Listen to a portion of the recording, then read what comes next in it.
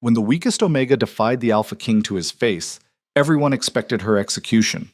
What they got instead shattered a 1,000-year hierarchy. This is the story of Lyra Voss, the girl they called broken, worthless, invisible.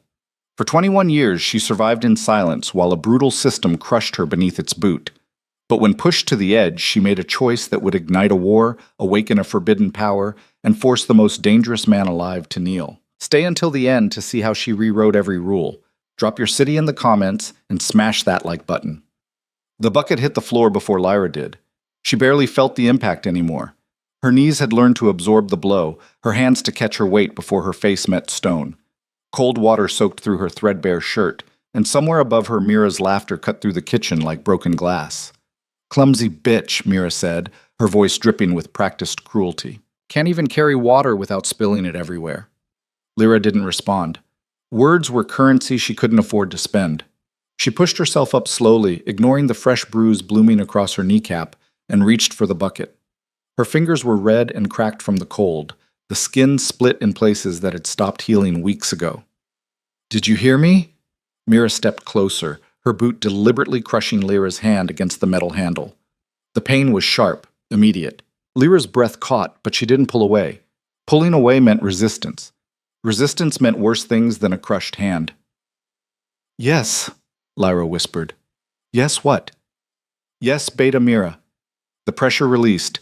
Mira's boot retreated, leaving a muddy print across Lyra's knuckles. "Clean this mess up. The Alpha wants the hall scrubbed before the king arrives." Lyra nodded, keeping her eyes down. She'd learned that too. Eye contact was challenge, and challenges from Omegas were answered with fists, or worse. Mira walked away, her footsteps echoing through the stone corridor, and Lyra was alone again. The way she preferred it, the way she'd survived for 21 years. She grabbed the mop from the corner and started working, her movements automatic, efficient. The Blackwood Pack compound was ancient, all rough-hewn stone and timber, built into the mountainside like a fortress. It smelled like wet fur, wood smoke, and the particular stink of too many bodies packed into too little space. The frontier packs were always like this, brutal, isolated, ruled by strength and nothing else. Lyra had been born here. She would probably die here, and in between she would scrub floors. The water in the bucket turned gray as she worked, washing away mud and blood, and gods knew what else. Her mind drifted the way it always did during these tasks, to the forest beyond the walls, to the mountains that ringed the territory, to anywhere that wasn't here. She'd tried running once. She'd been 14. They'd dragged her back within a day, and Alpha Cormac had made an example of her in front of the entire pack. She still had the scars across her back, thin white lines that burned when the weather changed. The message had been clear. Omegas didn't leave. Omegas served, especially wolfless Omegas. That was Lyra's real crime, the thing that made her less than nothing in the pack hierarchy. She'd never shifted, never felt the pull of the moon, never experienced the change that marked someone as truly pack. The healers had examined her when she was 12 and declared her broken, defective, some genetic flaw that made her human in all the ways that mattered. In a wolf pack, that was worse than being weak. It was being wrong. "Lyra!" She flinched at the sound of her name, nearly dropping the mop. Elder Greta stood in the doorway, her face pinched with its usual expression of distaste. "The Alpha wants you in the greeting hall. Now!" Lyra's stomach dropped. Alphas didn't summon Omegas unless something was wrong. "Did I? Just go." Greta's lip curled. "And for God's sake, try not to embarrass us in front of the king." The king. Alpha King Darian Crave was arriving today. Lyra had heard the whispers, the nervous energy that had infected the pack for the past week. The king didn't visit frontier territories unless he wanted something, and what he wanted was usually ugly. This time, the rumors said he was collecting Omegas. Lyra's hands trembled as she set down the mop. She wiped them on her shirt, pointless since the shirt was already filthy, and started walking. The compound was buzzing with activity, wolves rushing back and forth in various states of panic. The king's arrival had thrown everyone into chaos. The greeting hall was the largest space in the compound, a cavernous room with a high ceiling and a massive fire pit in the center. When Lyra entered, she found it packed with bodies. The entire pack seemed to be gathered, arranged in careful hierarchical clusters. Alphas and betas at the front near the fire, lower ranks toward the back, and along the far wall, a small group of Omegas, all female, all young, all terrified. Lyra joined them, slipping into the back of the group. She recognized most of them. Senna, who worked in the kitchens, Kira, who tended the children, Alara, who'd been claimed by one of the senior betas but was apparently being offered anyway. They didn't look at Lyra. Nobody ever did. "Why are we here?" Senna whispered, her voice barely audible. "Inspection," Kira answered. "The king chooses and the Alpha hands us over." "Chooses us for what?" Nobody answered that. They all knew. The king maintained multiple estates across the territories, each one staffed with Omegas. What happened in those estates was the subject of endless speculation and very few concrete facts. What everyone agreed on was that the Omegas who went in rarely came out. Lyra felt her pulse hammering in her throat. She was wolfless, broken. Surely the king wouldn't... The doors exploded inward, not literally, but the effect was the same. The temperature in the room seemed to drop 10 degrees as a wave of pure presence rolled through the hall. Lyra's knees buckled, her body responding to something her mind couldn't process. This wasn't just an alpha. This was something older, darker, carved from violence and absolute authority. Alpha King Darian Crave walked into the room like he owned it, because he did. He owned this room, this compound, this entire territory, and everyone in it. He was tall, taller than any wolf Lyra had ever seen, with dark hair pulled back from a face that looked like it had been designed to inflict terror, sharp features, cold gray eyes, and a scar that ran from his temple to his jaw, bisecting his face like a warning. He wore black, simple but expensive, and moved with the fluid grace of something that had killed more times than it could count. Behind him came his guard, 6 massive warriors in formation, their eyes scanning the room for threats that didn't exist. Nobody here was stupid enough to challenge the king. Alpha Cormac stepped forward, dropping into a bow that looked like it physically hurt him. "Your Majesty, Blackwood Pack welcomes you." Darian's gaze swept the room, dismissive and thorough. "This is everyone?" "All able-bodied wolves, yes. But, and the Omegas?" Cormac gestured toward the wall where Lyra and the others stood. 15, as requested. Darian walked toward them, and Lyra felt every muscle in her body lock. "Don't look up. Don't make eye contact. Don't draw attention." He moved down the line slowly, stopping in front of each Omega. Some he dismissed with a glance. Others he examined more closely, tilting their chins up, checking their teeth like livestock. Lyra watched from her peripheral vision, her heart racing. When he reached Alara, he paused. "This one's claimed." "Yes, Your Majesty," Cormac said quickly. "But if you desire, I don't take claimed Omegas." Darian's voice was flat, emotionless. "It creates complications." He moved on. Closer to Lyra now, 3 Omegas away. 2. Lyra kept her eyes on the floor. She could see his boots, expensive leather reinforced with steel at the toe. Boots designed for kicking things, breaking things. 1 Omega away. Lyra's breath came in shallow gasps. Her vision was tunneling, panic clawing at her chest. She was going to pass out. Right here, in front of the king. She was going to... He stopped in front of her. Silence stretched. Lyra could hear her own heartbeat, could feel the weight of his attention like a physical pressure. "You." The word wasn't loud, but it cut through the room. Lyra's knees shook. "Look at me." She couldn't. If she looked up, if she met his eyes, something terrible would happen. She knew it the way prey knows the shape of predators in the dark. "I said, look at me." His hand shot out, gripping her chin and forcing her head up. His fingers were cold, his grip iron. Lyra's eyes met his, and the world lurched. Gray eyes. Empty of everything except calculation. She was an equation to him, a problem to solve or discard. He studied her face for a long moment. Lyra tried not to breathe, tried not to exist. "This one's damaged," he said finally, his tone clinical. "She's wolfless, Your Majesty," Cormac supplied quickly. "But she's obedient, a hard worker." "I didn't ask for a sales pitch." Darian's grip tightened fractionally. "Why would I want a broken Omega?" Something ignited in Lyra's chest. It was small, barely a spark, but it burned.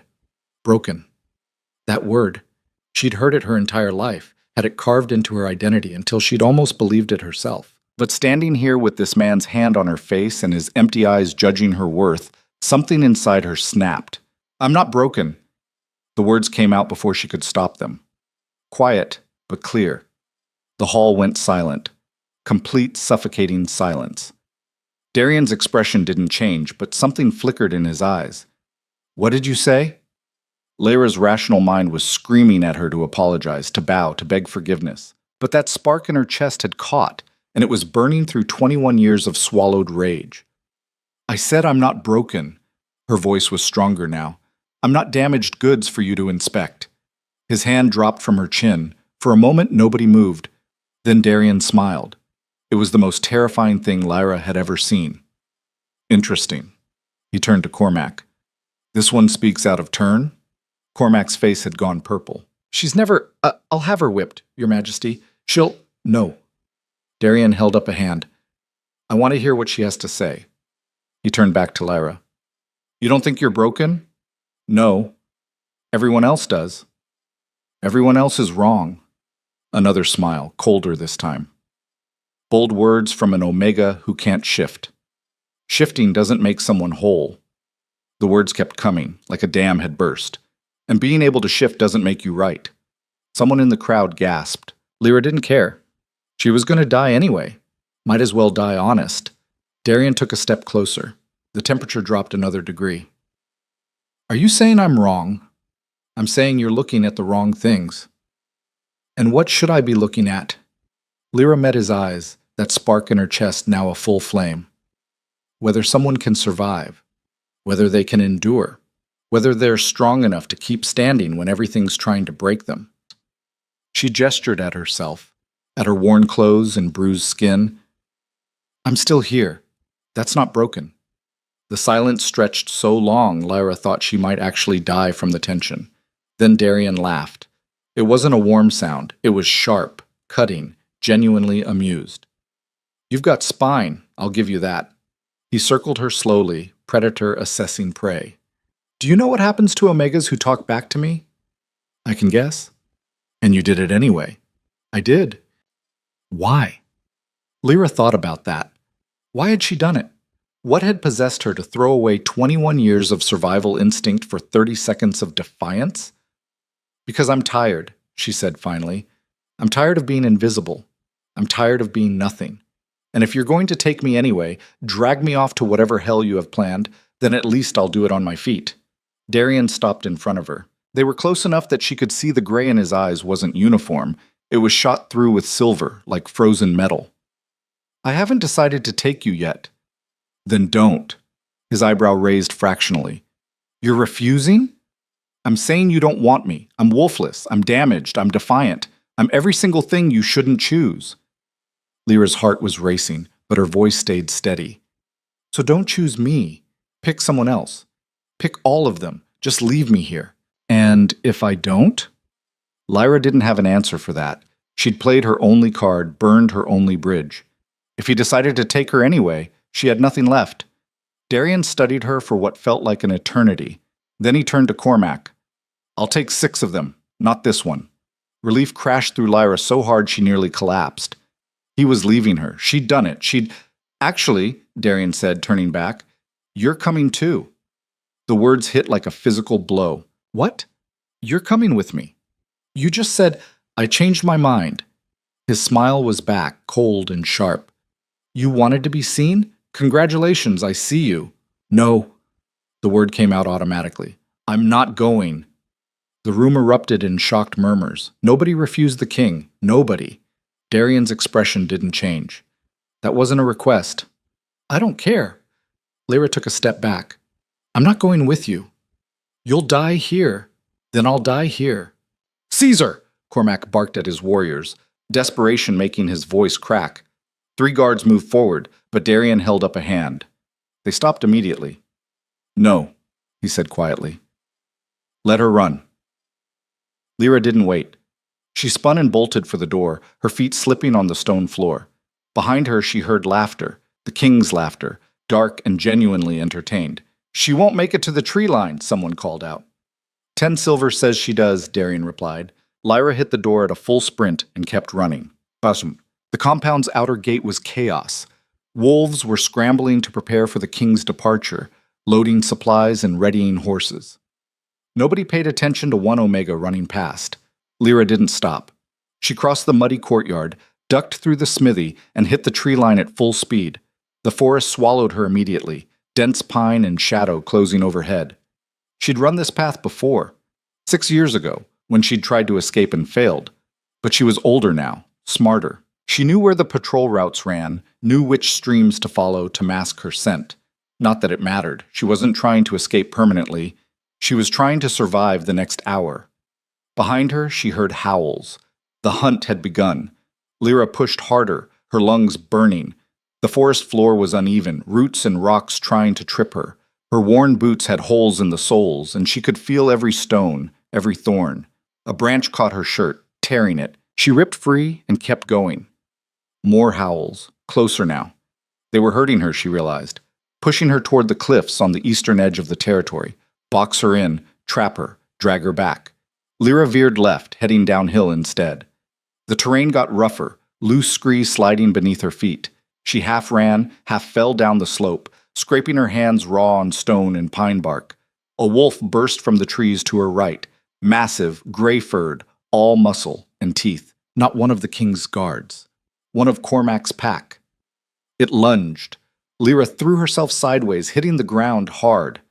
The wolf's jaws snapped closed, inches from her face, close enough that she could smell its breath. She kicked out wildly, her boot connecting with its ribs. It barely flinched. She scrambled backward, grabbing a fallen branch, thin, rotted, useless, and swung it anyway. The branch shattered against the wolf's skull. It didn't even blink. Lyra's back hit a tree, nowhere left to run. The wolf advanced slowly, enjoying the chase, the fear. "Come on," Lyra gasped, her voice raw. "Do it. Get it over with." The wolf paused, tilting its head. Almost curious. Then it crouched, preparing to spring. Another wolf slammed into it from the side, twice its size, black-furred and utterly silent. They collided in a snarl of teeth and claws, rolling down the slope in a chaos of violence. Lyra didn't wait to see who won. She ran. The trees thinned ahead, opening into a clearing. Bad. Open ground meant no cover, but the alternative was going back, and back meant the king. She broke into the clearing at a full sprint and stopped dead. The Alpha King stood in the center of the space, completely relaxed, like he'd been waiting for her.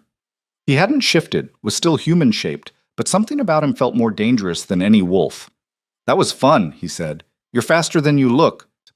Lyra's chest heaved, her vision spotting. She couldn't catch her breath.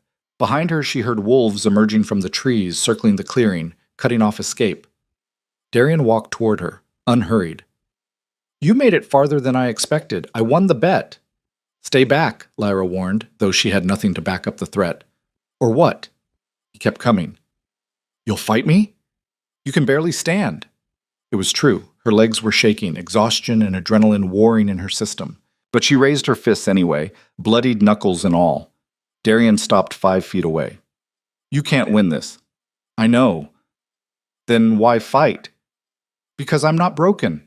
Lyra's voice cracked. "And I'm not yours." Something flickered across his face.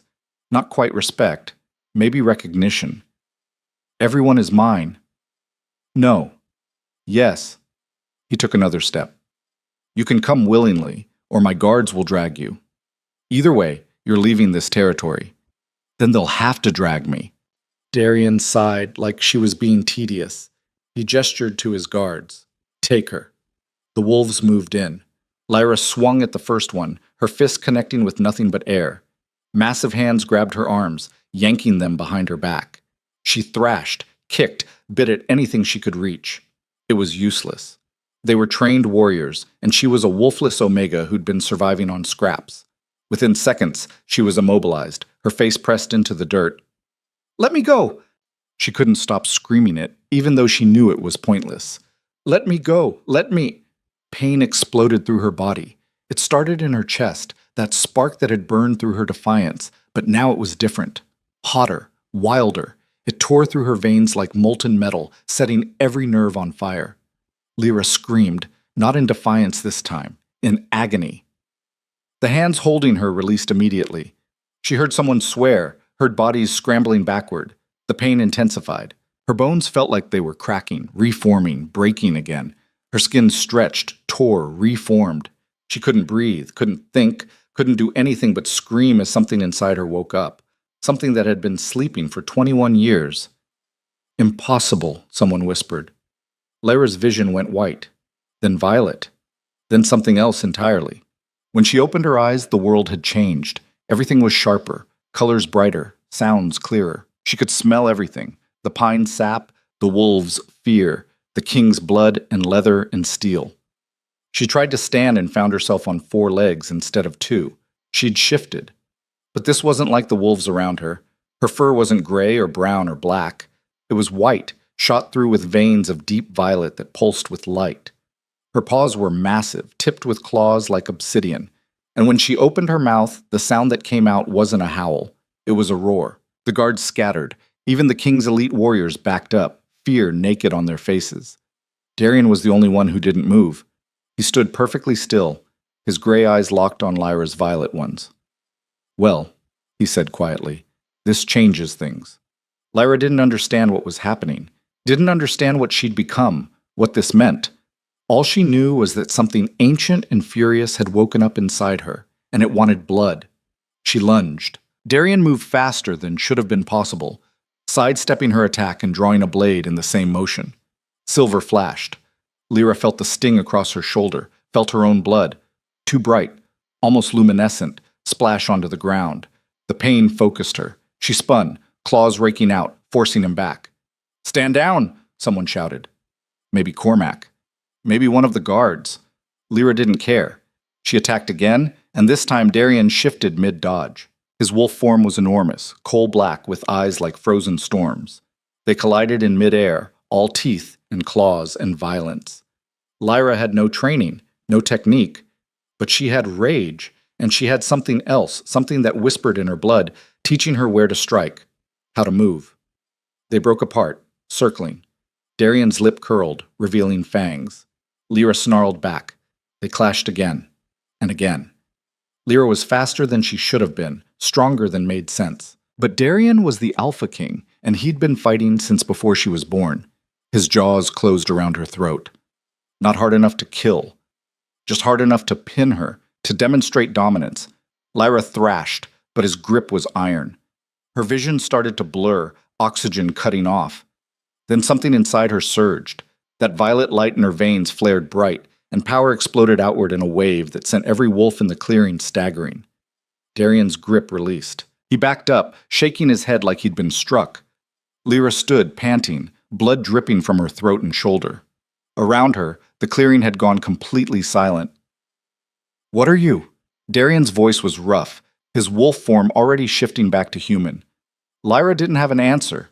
She didn't know what she was, didn't know what had just happened. All she knew was that she was done running.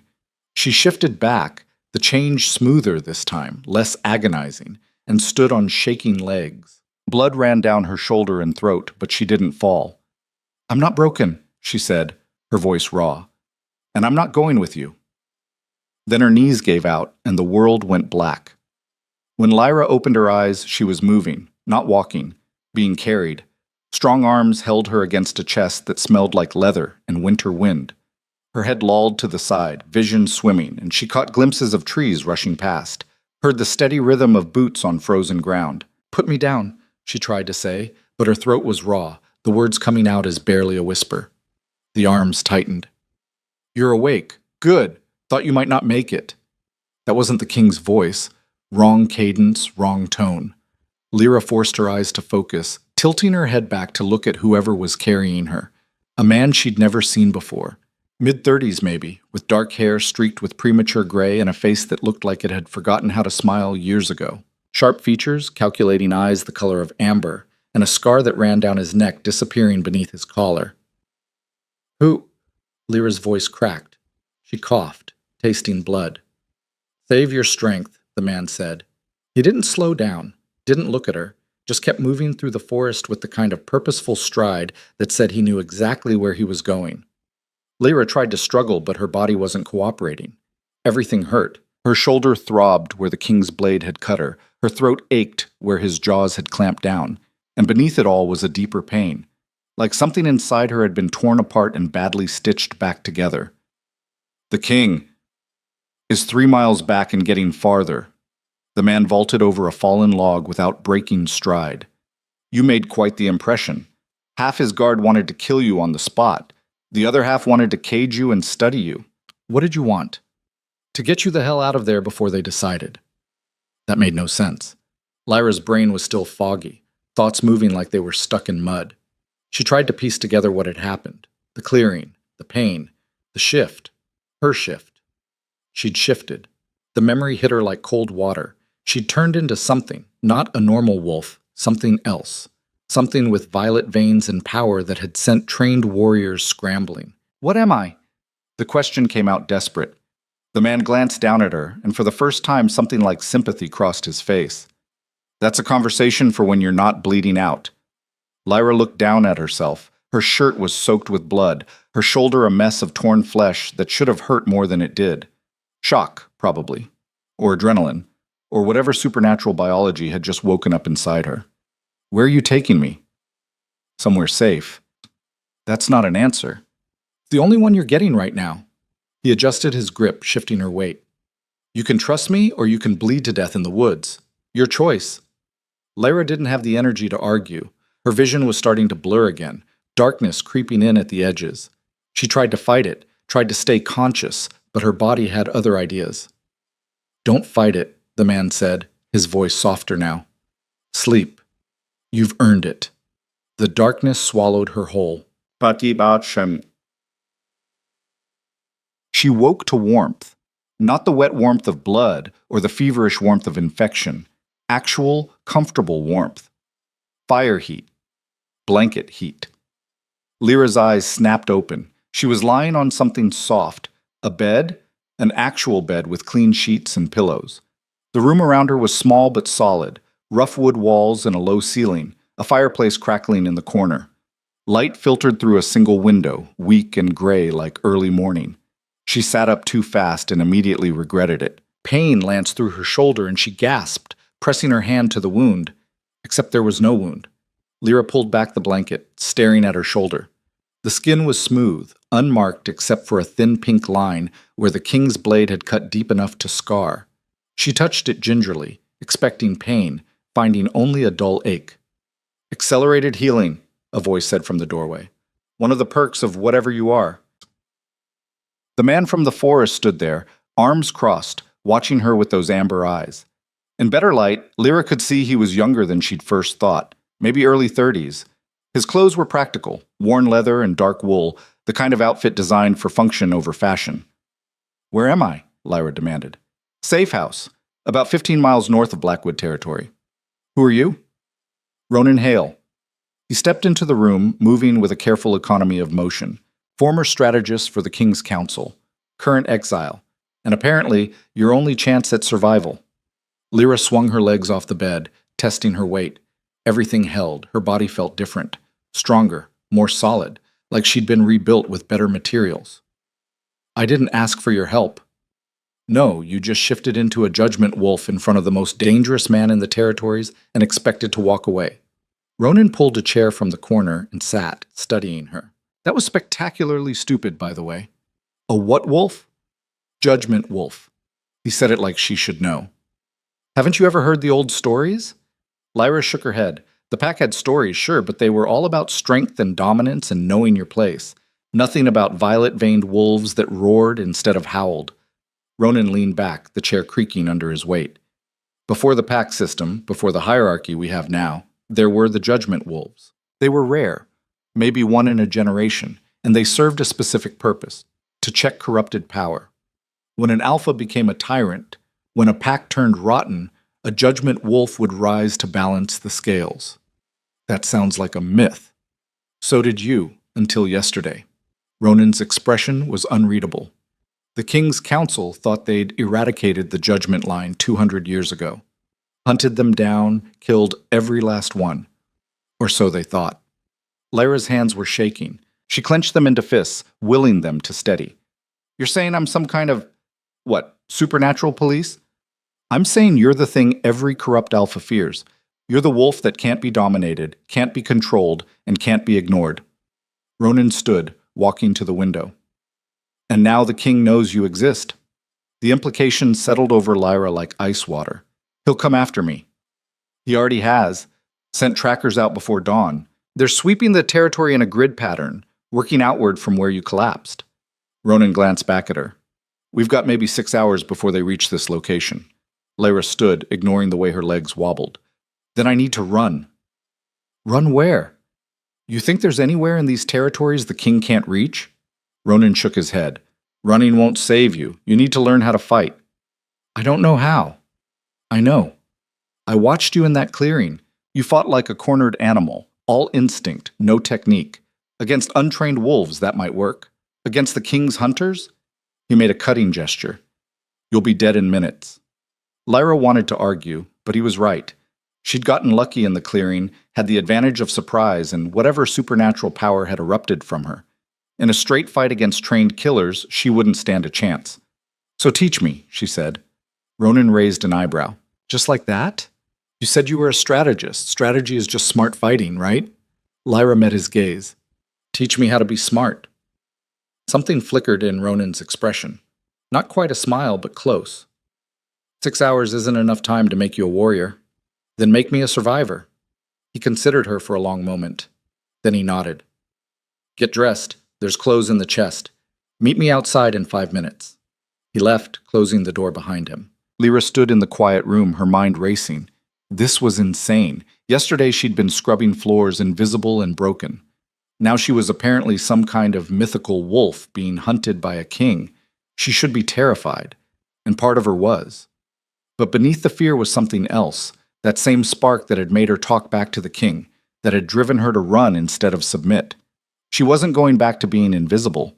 Whatever came next, she'd face it on her feet. Lyra opened the chest and found simple clothes, a shirt that actually fit, pants that weren't held together by prayers and thread, boots that had intact soles. She dressed quickly, moving with care around her healing shoulder. When she stepped outside, she found Ronan waiting in a small clearing behind the safe house. The building was even smaller than it had seemed from inside. Basically a hunting cabin, weathered and anonymous. Around it, dense forest pressed in from all sides. Good, Ronan said, tossing her a wooden staff. You caught it. That's encouraging. Lyra looked at the staff in her hands. It was simple, unadorned, roughly the length of her arm. What am I supposed to do with this? Not die. Ronan picked up a second staff, testing its weight. First lesson, in a real fight, you won't always have claws or teeth. Sometimes you'll have whatever you can grab, a stick, a rock, a broken bottle. The weapon doesn't matter if you know how to use it. I don't know how to use it. That's why this is a lesson. He stepped into a stance, staff held loosely.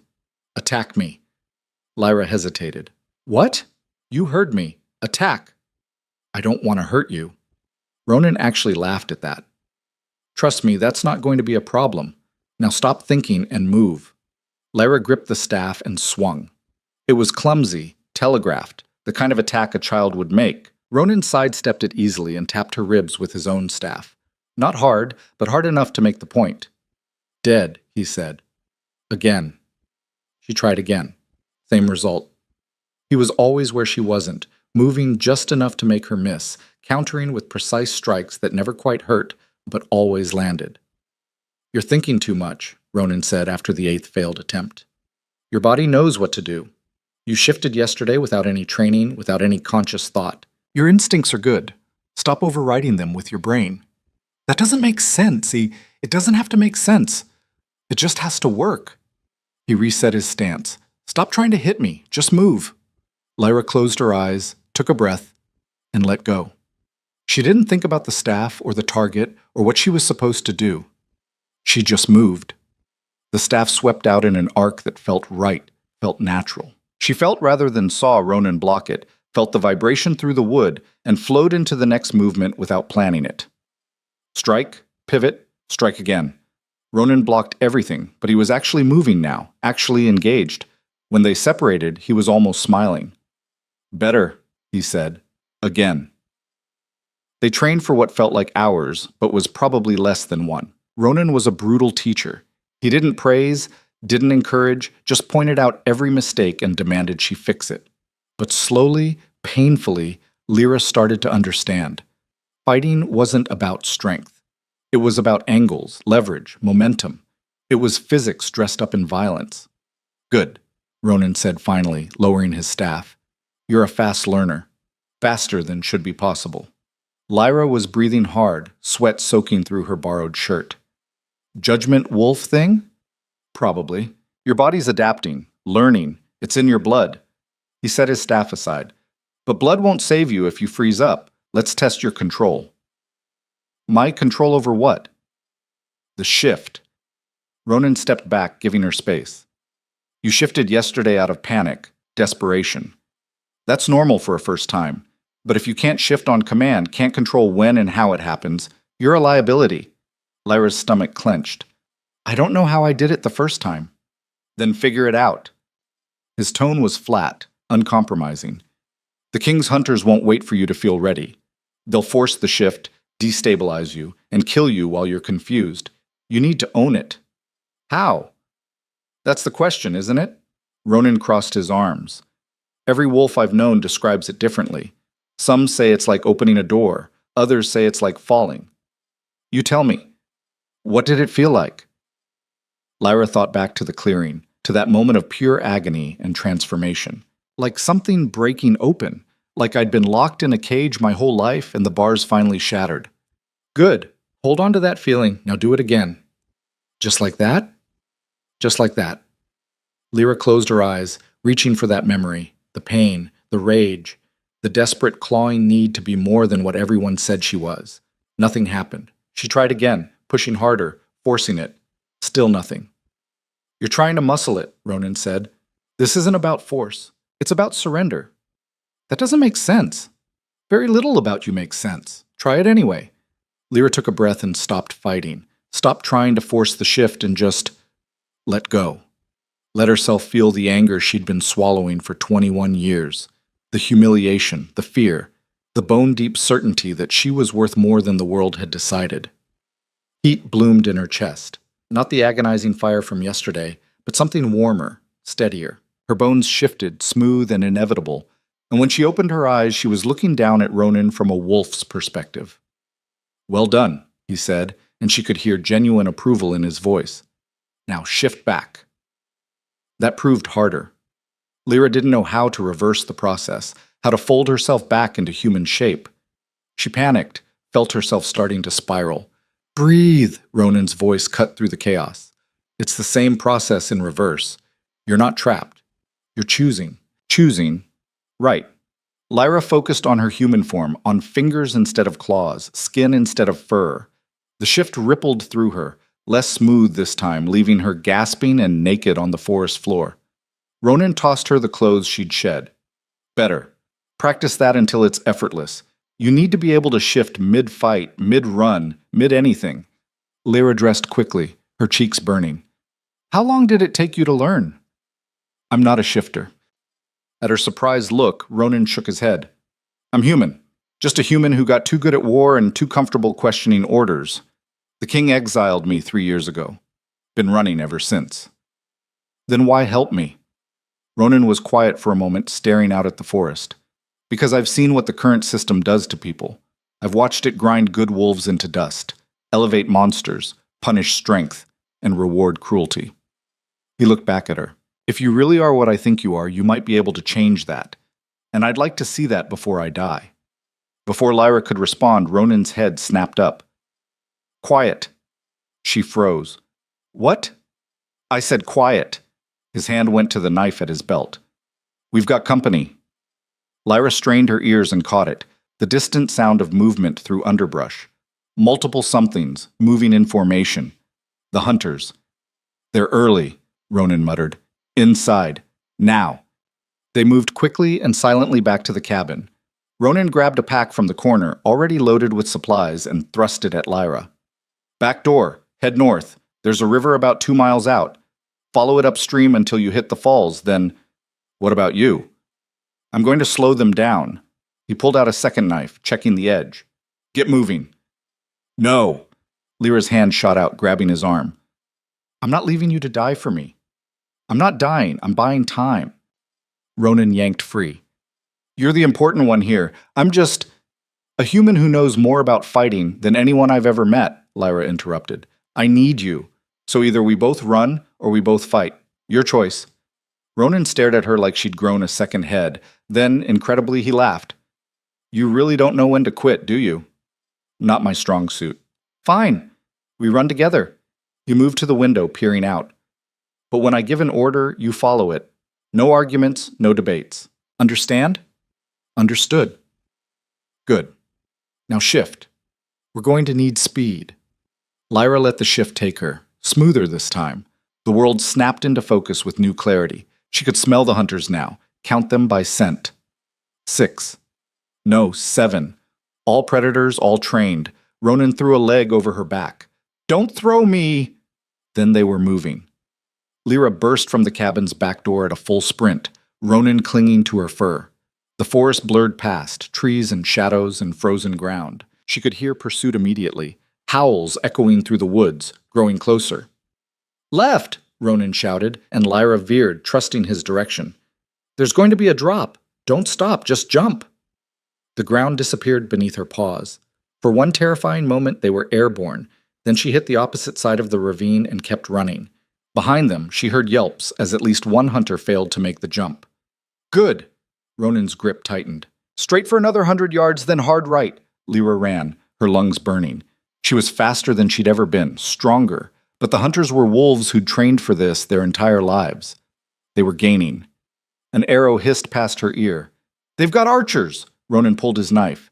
Evasive pattern, now!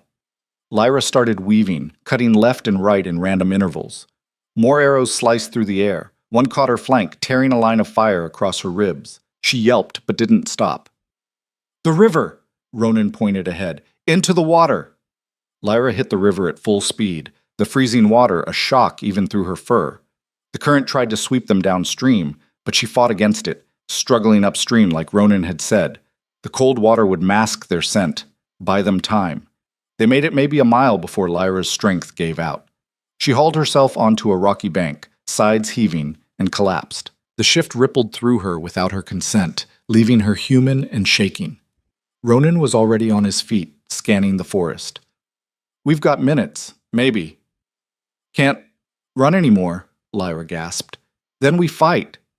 Ronan pulled something from his pack, a small vial filled with dark liquid. Wolfsbane concentrate.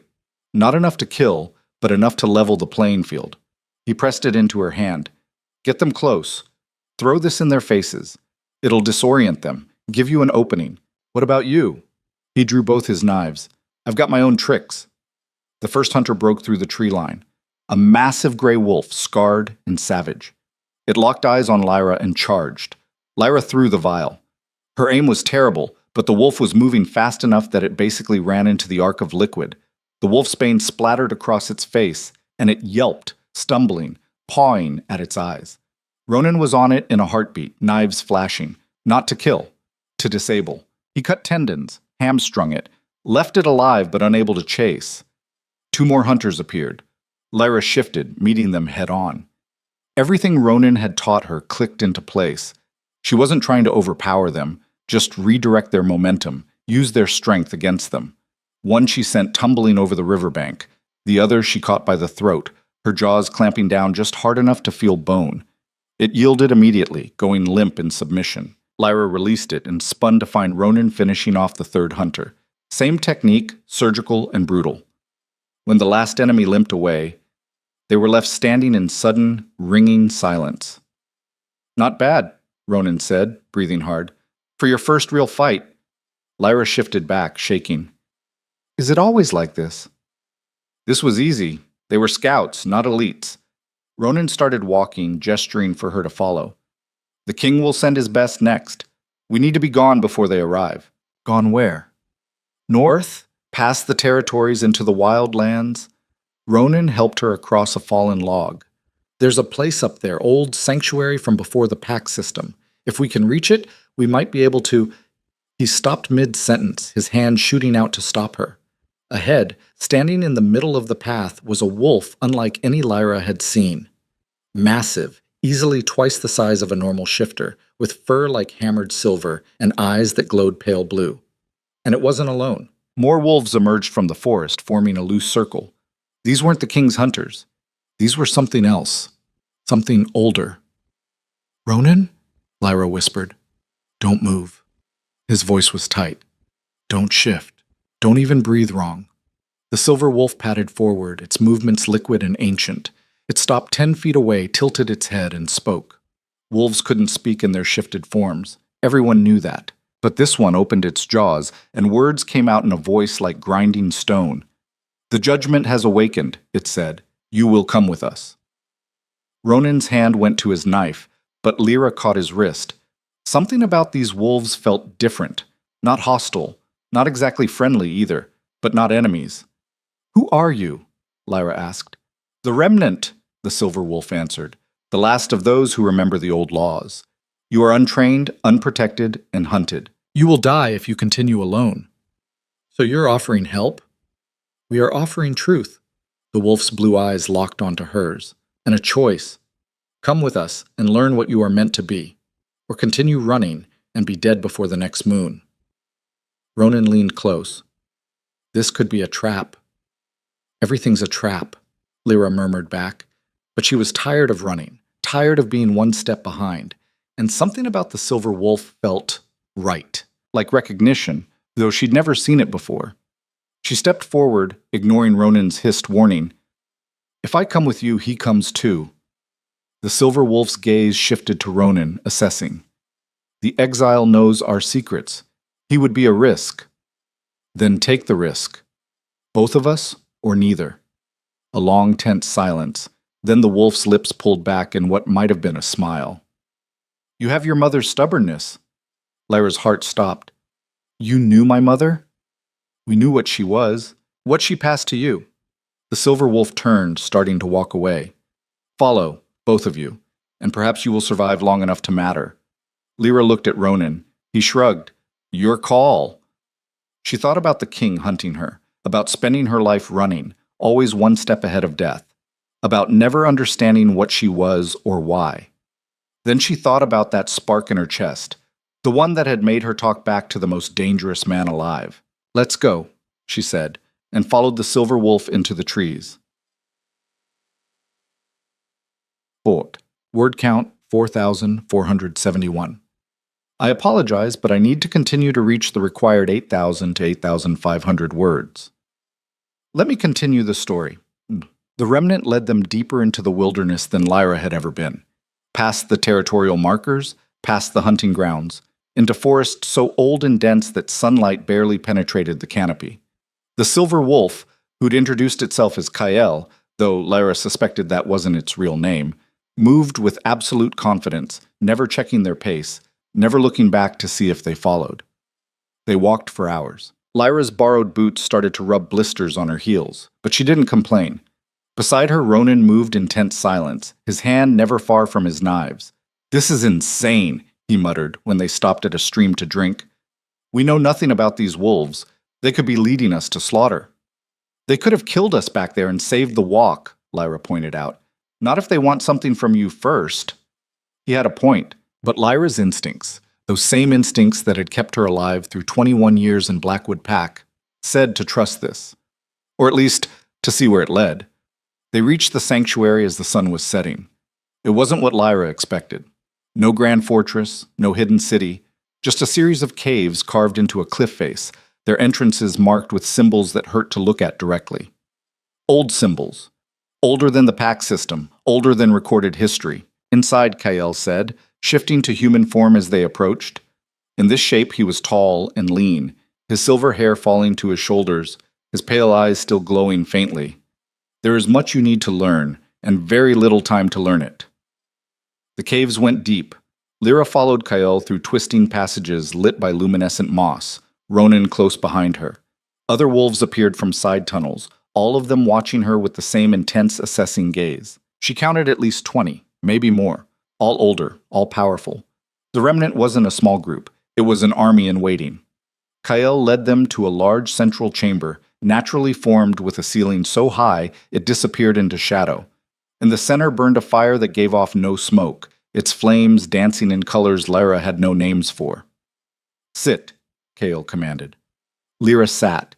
Ronan remained standing, which earned him a few sharp looks from the assembled wolves, but no one forced him. Kael settled across the fire from Lyra, his pale eyes reflecting the strange flames.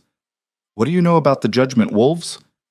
Only what Ronan told me, that we're supposed to check corrupt power. An oversimplification, but accurate enough. Kale leaned forward. Before the current hierarchy, there was balance. Alphas ruled their packs, yes, but they were accountable. When an alpha became a tyrant, when they used their power to harm rather than protect, a Judgment Wolf would rise. Rise how? From the pack itself. Always from the lowest ranks, the Omegas, the outcasts, those who had suffered most under corruption. Kale's expression darkened. The Judgment Wolf would challenge the tyrant. If they won, the pack was reformed. If they lost, they died. But their very existence was a check, a reminder that power had limits. Lyra's throat was tight. What happened to them? The king's grandfather happened. Another voice, this one belonging to an older woman who stepped from the shadows. She was ancient, her hair white as snow, her face mapped with scars. 200 years ago, when the current dynasty took power, they saw the Judgment Wolves as a threat, not to individual tyrants, but to the system itself. So they hunted us down. Us? Lyra looked between Kael and the old woman. I was the last Judgment Wolf before you, the woman said. My name is Thera, and I have been waiting a very long time for another to wake. The weight of that settled over Lyra like a physical pressure. Why me? Why any of us? Thera moved closer, studying Lyra with eyes that saw too much.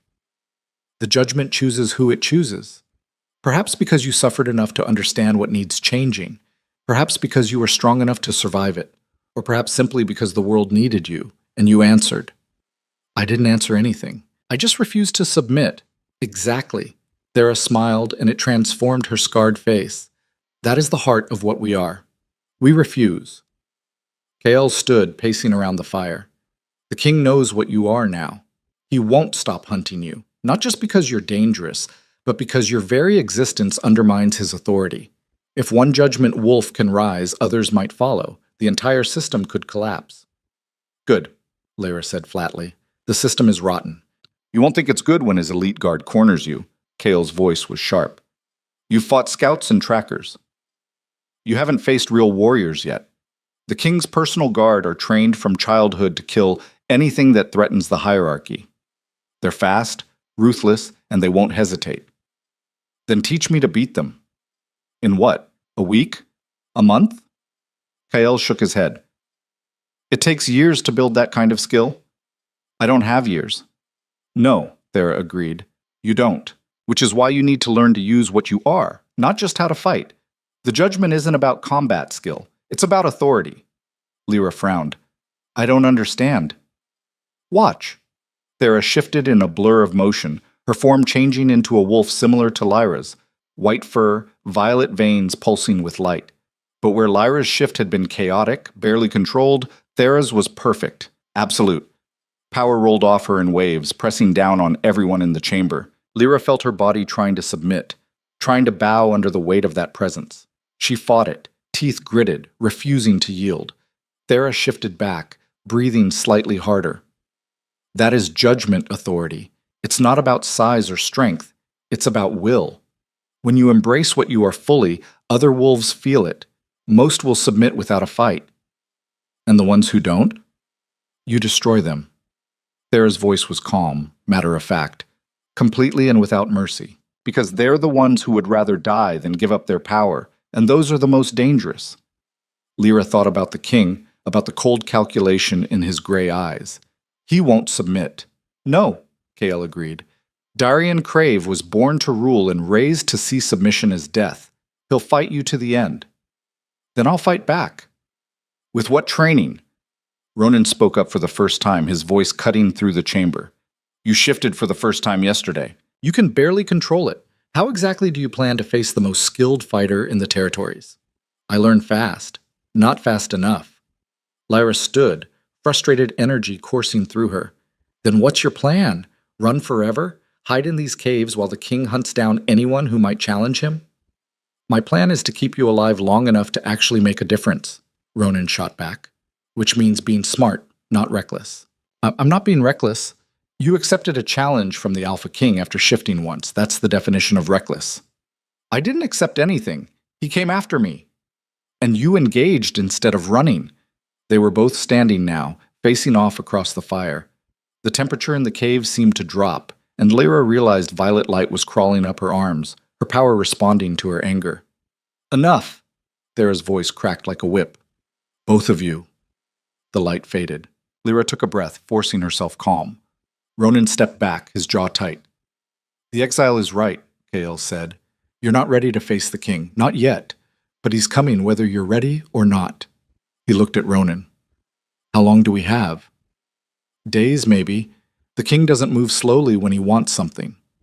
Then days is what we have. Thera moved to Lyra, placing a hand on her shoulder. The old woman's grip was strong, steady. We can't make you a master in days, but we can teach you to survive, to use your gifts when it counts. Will you let us?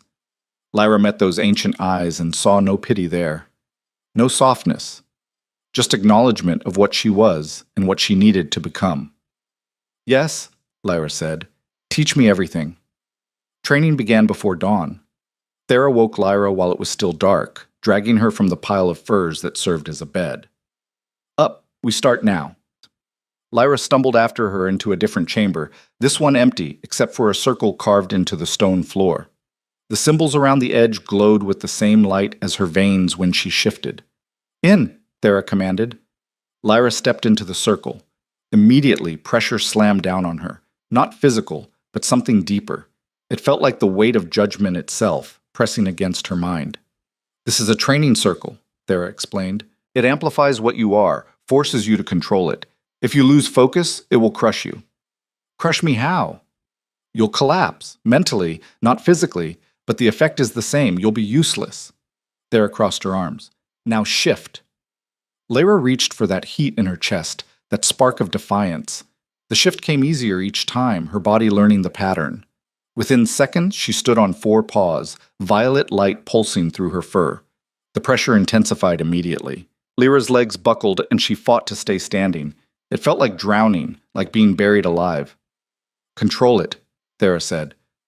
The power isn't separate from you, it's you. Stop fighting it and direct it. Easier said than done.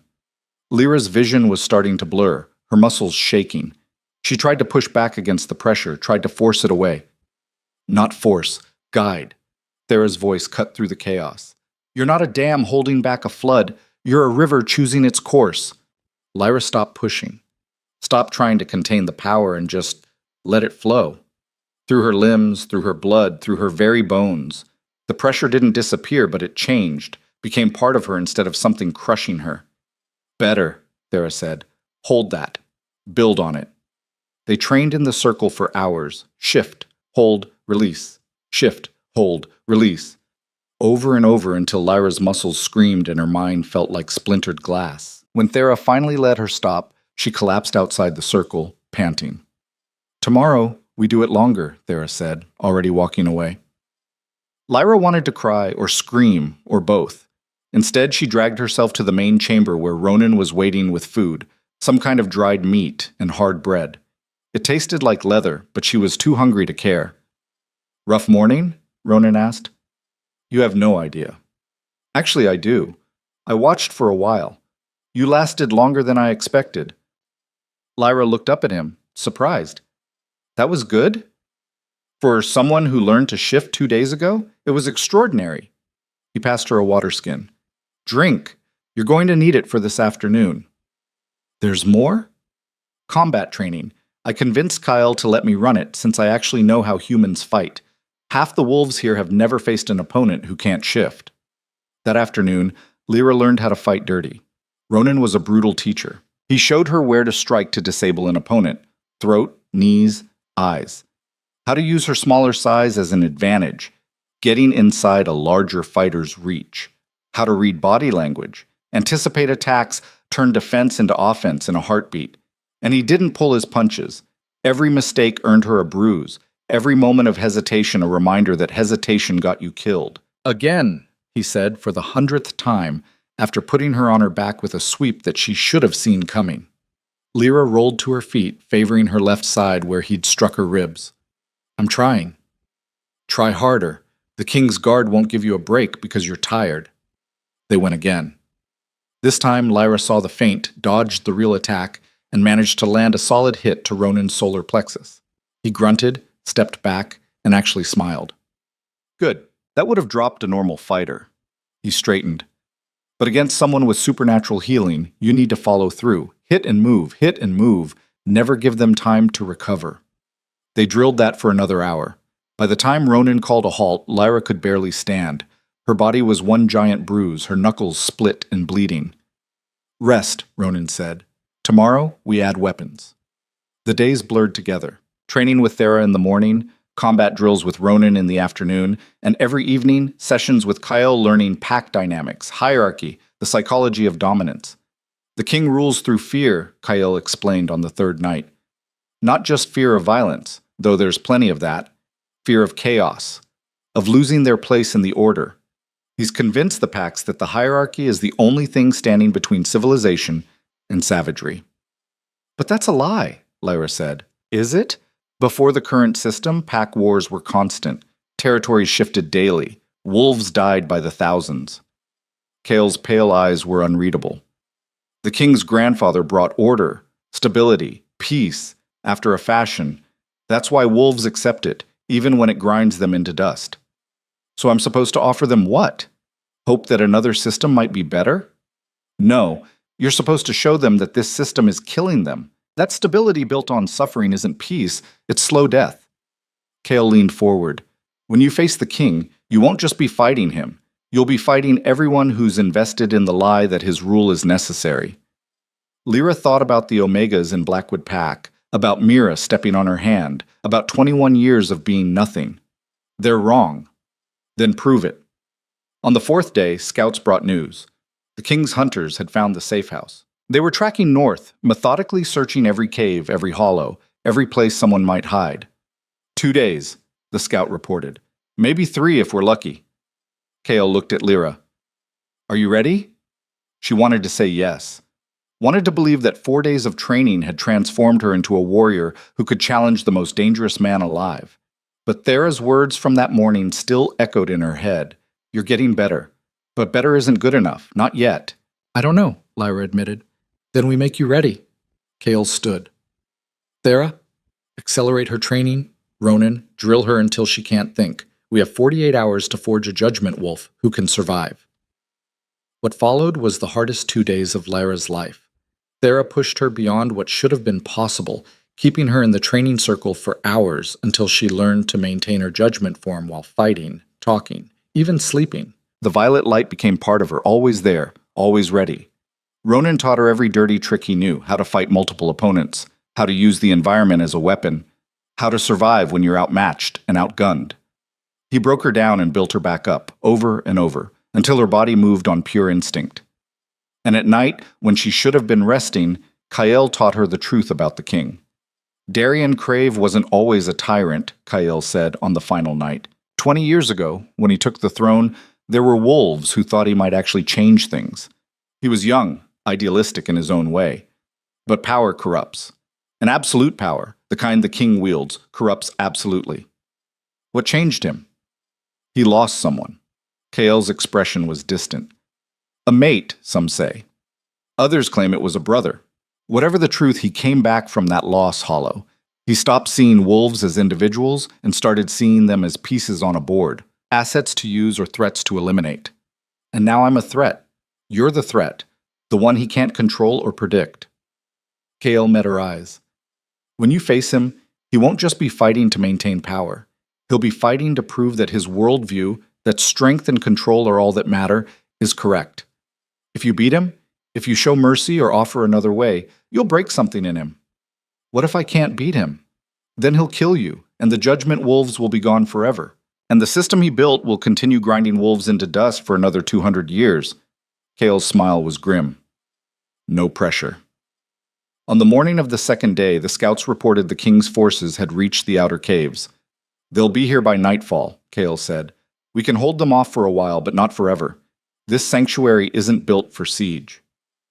Thera placed a hand on Lyra's shoulder. You've learned more in 6 days than most do in 6 years. You're ready.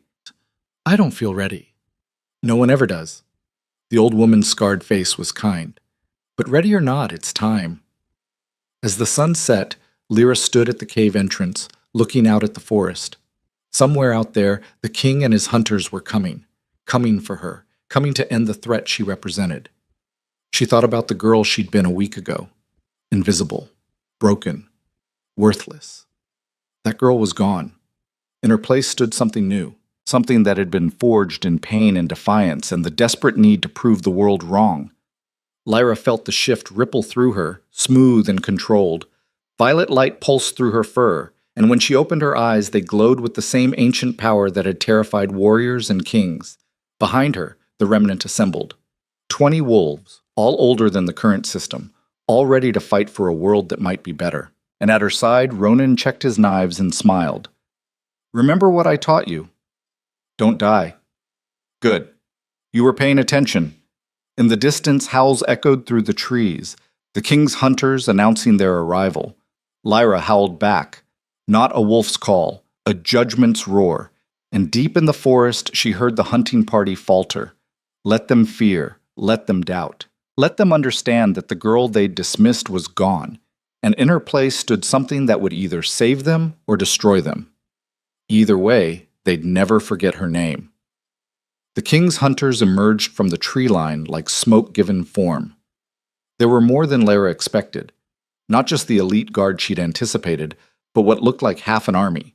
Maybe 50 wolves, all in formation, all moving with the practiced precision of soldiers who'd killed together before. They spread out in a wide arc, cutting off every escape route, trapping the remnant against the cliff face.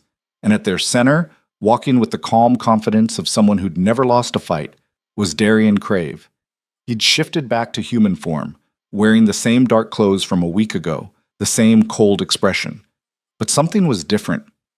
His gray eyes found Lyra immediately, and in them she saw not anger, not even hatred, just calculation. Like she was a problem he was working through, testing different solutions until he found one that stuck. Lyra Voss, he called out, his voice carrying easily across the clearing. You've led us on quite the chase. Lyra didn't respond. Beside her, Thera and Kyle stood in wolf form, violet and silver respectively, their combined presence radiating enough power to make the air taste like metal. The rest of the remnant flanked them, 20 against 50. Bad odds, but not impossible.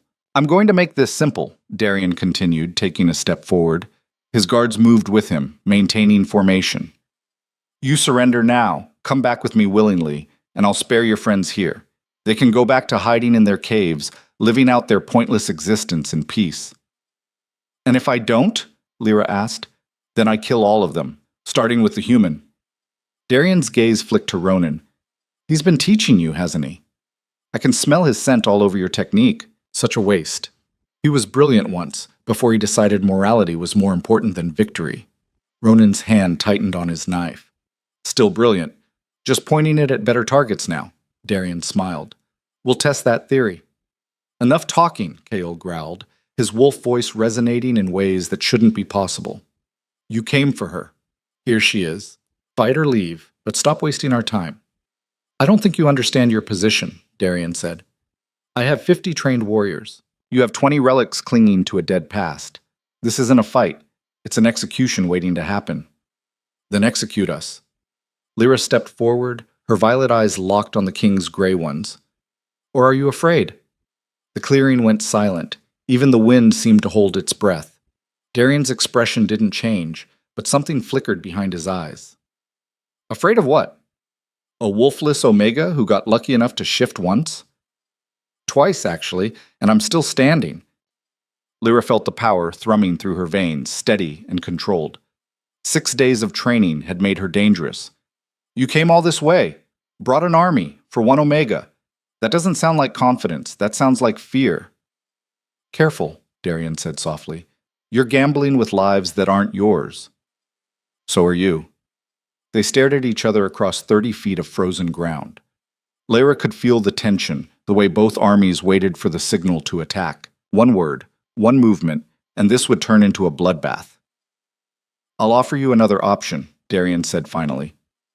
Single combat, you and me under the old laws, trial by dominance. You win, I leave. I win, you come with me, and your friends get to keep breathing. Kaiol snarled. Don't trust him. The moment you agree, he'll— I accept, Lyra interrupted. What? Ronan grabbed her arm. Are you insane? You've been training for 6 days. He's been fighting for 30 years. I know the math. Then you know this is suicide. Lyra looked at him, really looked at him, at the man who'd risked everything to save her, who'd taught her to fight, who'd believed she could be more than broken. It's the only way to end this without everyone dying. You know that. Ronan's jaw clenched. There's always another way. Name it. He couldn't. They both knew it. The numbers were too bad, the king's forces too overwhelming. Single combat was a risk, but it was the only risk that didn't end with the remnant slaughtered. I'll be fine, Lyra lied. You're a terrible liar. But Ronan released her arm. Don't you dare die on me. I didn't spend 6 days teaching you to survive just to watch you throw it away. Noted, Lyra turned back to the king. What are the terms? Darian gestured to the clearing. Here, now, shifted forms only. Fight until one of us yields or dies. No interference from either side. The old laws, as they were meant to be. And if I win, you leave. All of you. You stop hunting me, stop hunting the remnant, and you go back to your territories. If you win, I'll do more than that. Darian's smile was sharp. I'll acknowledge you, publicly, as a legitimate challenge to the hierarchy. Every pack will know what you are, and they'll have to choose. Support the old system or embrace the judgment. That was more than Lyra expected, too much more. Why would you offer that? Because I don't think you'll win. Darian started walking forward, his guards parting to let him through. But if you do, if you somehow manage to beat me, then maybe the system does need to change. Maybe I've become what you think I am. He stopped at the center of the clearing. So prove it. Show me I'm wrong. Lyra walked forward to meet him. Behind her, she heard Thera whisper, Remember what you are, not what they made you, what you chose to become.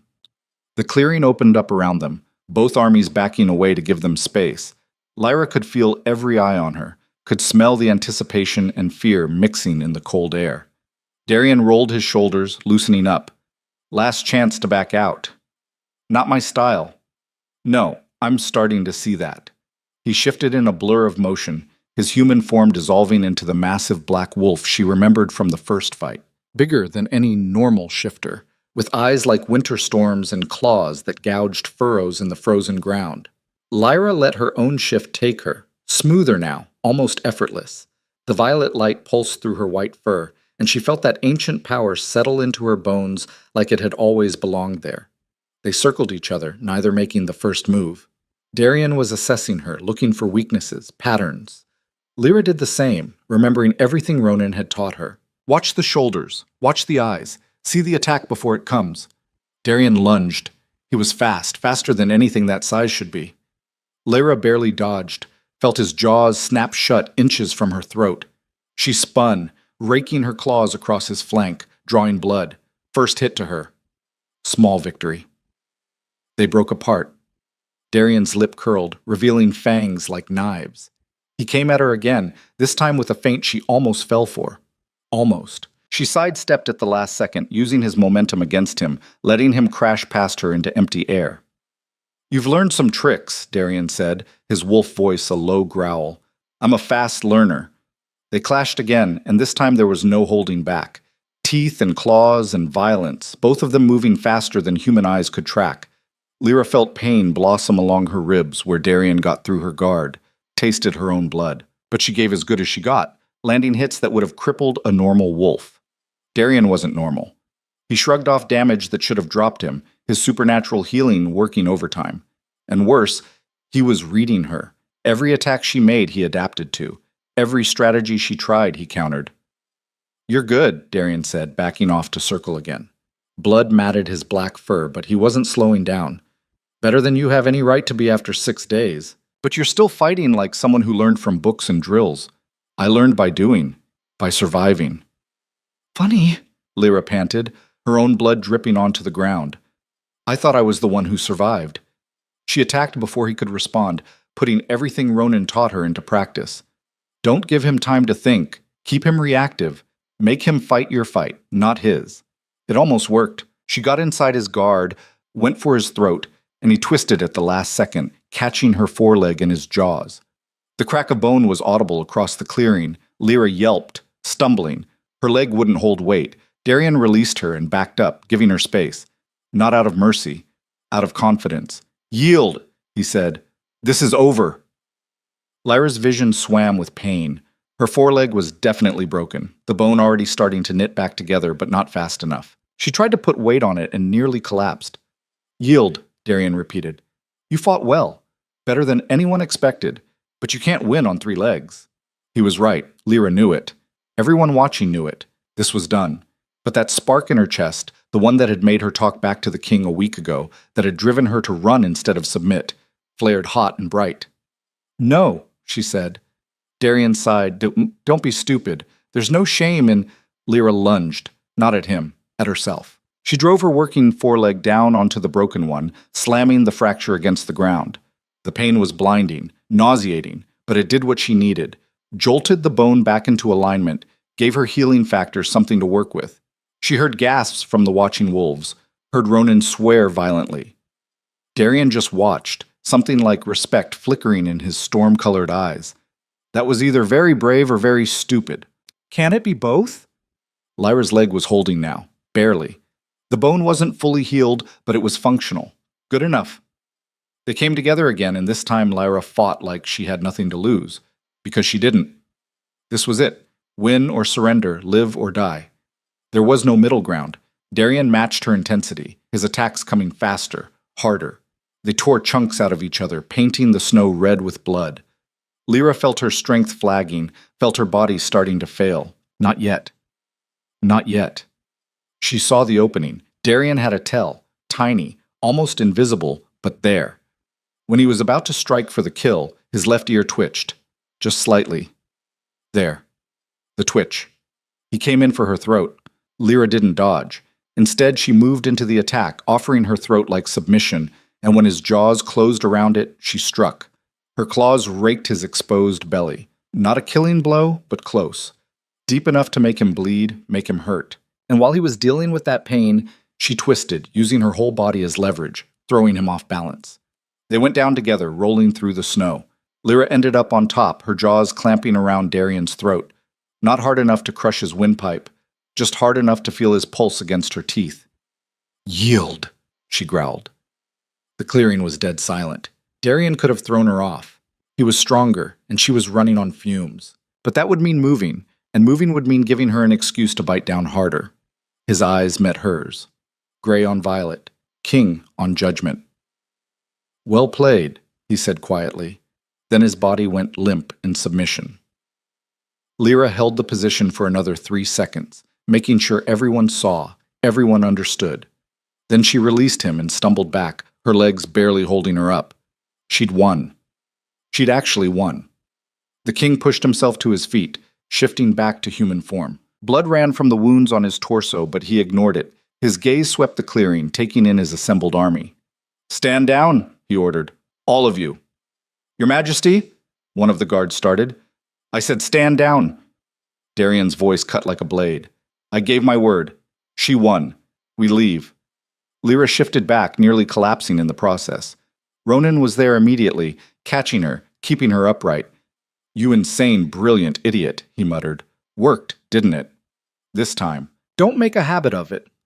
Darian walked toward them, and immediately 6 remnant wolves moved to intercept. He held up a hand. "I'm not here to fight. I'm here to honor the terms." Kale growled, but didn't attack. Darian stopped a few feet from Lyra, studying her with those calculating eyes. "You surprised me," he said. "That doesn't happen often." "Good," Lyra managed. "You needed surprising." "Perhaps I did." Darian glanced at his assembled forces, then back at her. "A word of advice before I go. You won this battle, but there are forces in motion you don't understand yet, enemies you don't know exist. Beating me doesn't solve the problems with the system.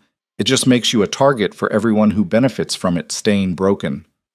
I'll deal with them when they come." "I'm sure you will." Something almost like a smile crossed his face. "For what it's worth, I hope you succeed. The world could use some shaking up." He turned and walked away, his guards falling into formation around him. Within minutes, the entire army had disappeared back into the forest, leaving only blood-stained snow in the stunned silence of the remnant. Thera shifted back, her ancient face lit with something Lyra had never seen there before. Joy. 200 years, the old woman whispered. 200 years we've waited for this moment, and you did it. I got lucky, Lyra said. Luck had nothing to do with it. Kale moved closer, his pale eyes bright. You fought with everything you had. You refused to quit. That's not luck. That's will. The remnant wolves began to howl, a sound of celebration and relief and hope. Lyra wanted to join them, wanted to feel that triumph, but something was wrong. She couldn't put her finger on it. The king had left. She'd won. Everything should be... An arrow punched through Kyle's chest from behind. He staggered, silver blood spraying, and collapsed. Before anyone could react, more arrows flew from the forest. Not from the direction the king had gone. From the opposite side. Ambush! Ronan shouted, pulling Lyra down behind a boulder. Wolves poured from the trees, not the king's forces. These wore different colors, different marks, and at their head was a woman Lyra had never seen before, tall and lean, with platinum hair and eyes like chips of ice. Kill them all, the woman ordered, especially the judgment. The remnant scattered, trying to form defensive positions, but they were exhausted from preparing for the king's assault. The new attackers were fresh, organized, and utterly ruthless. Lyra watched in horror as wolves she'd trained with for 6 days were cut down. Thera took an arrow to the shoulder and went down hard. The rest were being overwhelmed, outnumbered. Who are they? Lyra gasped. The Cleansers, Ronan said, his face pale. An extremist faction. They believe any wolf with judgment blood needs to be eradicated. I thought they were extinct. Well, they're not. Lyra tried to shift, but her body wouldn't cooperate. She was too injured, too exhausted from the fight with Darien. I can't shift. Then we run. Ronan pulled her to her feet. Now. I'm not leaving them. You don't have a choice. He physically dragged her toward the caves. If you die here, everything they fought for dies with you. An explosion rocked the clearing. Lyra looked back to see the cave entrance collapsing, sealing off the sanctuary. The Cleansers were using explosives, trying to bury the remnant alive. Ronan hauled her into a side tunnel she hadn't noticed before, narrow and dark. Behind them, she heard screams, howls, the sounds of slaughter. Keep moving, Ronan urged. The tunnel twisted and turned, forcing them to crawl in places. Lyra's injuries screamed in protest, but she kept going. Behind them, she heard pursuit, boots on stone, voices shouting coordinates. The tunnel opened into a ravine, steep-sided and treacherous. Ronan didn't hesitate, pulling Lyra over the edge. They slid down the slope, rocks tearing at their clothes, their skin. They hit the bottom hard. Lyra's vision sparked with pain, but Ronan was already moving, pulling her into the cover of an overhang. Stay quiet, he whispered. Above them, she heard the Cleansers searching, spreading out along the ravine's edge. They were systematic, thorough. Eventually, they'd find this hiding spot. I'm going to draw them off, Ronan said. No, not a debate. He pressed something into her hand, a small vial, similar to the wolfsbane he'd given her days ago. Emergency reserve. If they corner you, break it. The fumes will disorient them long enough for you to run. Ronan, don't... He kissed her forehead, quick and desperate. You're going to change the world, Lyra Voss. Don't let them stop you. Then he was gone, scrambling out from the overhang and running in the opposite direction. Immediately, shouts went up. The Cleansers gave chase. Lyra wanted to scream, wanted to chase after him, but her body wouldn't move. She was broken, bleeding, barely conscious. All she could do was hide in the shadows and pray he'd make it. 30 seconds passed. A minute. 2. Then she heard a scream that was definitely Ronan's, cut brutally short. No, no, no, no! Lyra tried to stand, tried to force her body to cooperate. It wouldn't. She was done, spent, running on nothing but rage and denial. Footsteps approached the overhang, careful, measured. The platinum-haired woman crouched down, peering into the shadows. Found you, she said. Lyra fumbled for the vial Ronan had given her, but her fingers wouldn't work right. It slipped from her grasp, rolling away into the dark. The woman reached in, grabbed Lyra's ankle, and dragged her out into the open. Other Cleansers gathered around, their faces cold, efficient. Lyra Voss, the woman said. Judgment Wolf. Abomination. Your bloodline ends today. She raised a silver blade, its edge glowing with runes that hurt to look at. A weapon designed specifically to kill judgment wolves. Lyra tried to fight, tried to do anything, but she had nothing left. Her body was broken. Her power was exhausted. Ronan was dead. The remnant was slaughtered. She'd failed. The blade came down and stopped. The woman holding it jerked, looking down at the massive black claw that had punched through her chest from behind. She made a wet, gurgling sound and collapsed. Behind her stood Darian Crave, shifted to his wolf form, covered in cleanser blood. The other cleansers attacked immediately. Darian tore through them like paper, faster and more brutal than Lyra had ever seen him. Within 30 seconds, they were all dead or fleeing. He shifted back, breathing hard, and looked down at Lyra. "You're welcome. You killed them. They were going to kill you." Darian wiped blood from his face. "And I gave my word I'd honor our agreement. Can't do that if you're dead." Lyra's mind was reeling. "Why? You won. I beat you. You should want me dead." "Maybe I did an hour ago." Darian knelt beside her, examining her injuries with a clinical eye.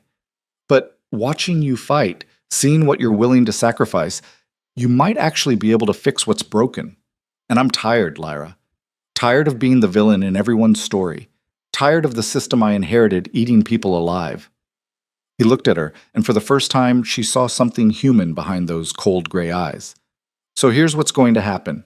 I'm going to take you somewhere safe, get you healed. And then you and I are going to have a very long conversation about how to burn down the hierarchy without destroying the territories in the process.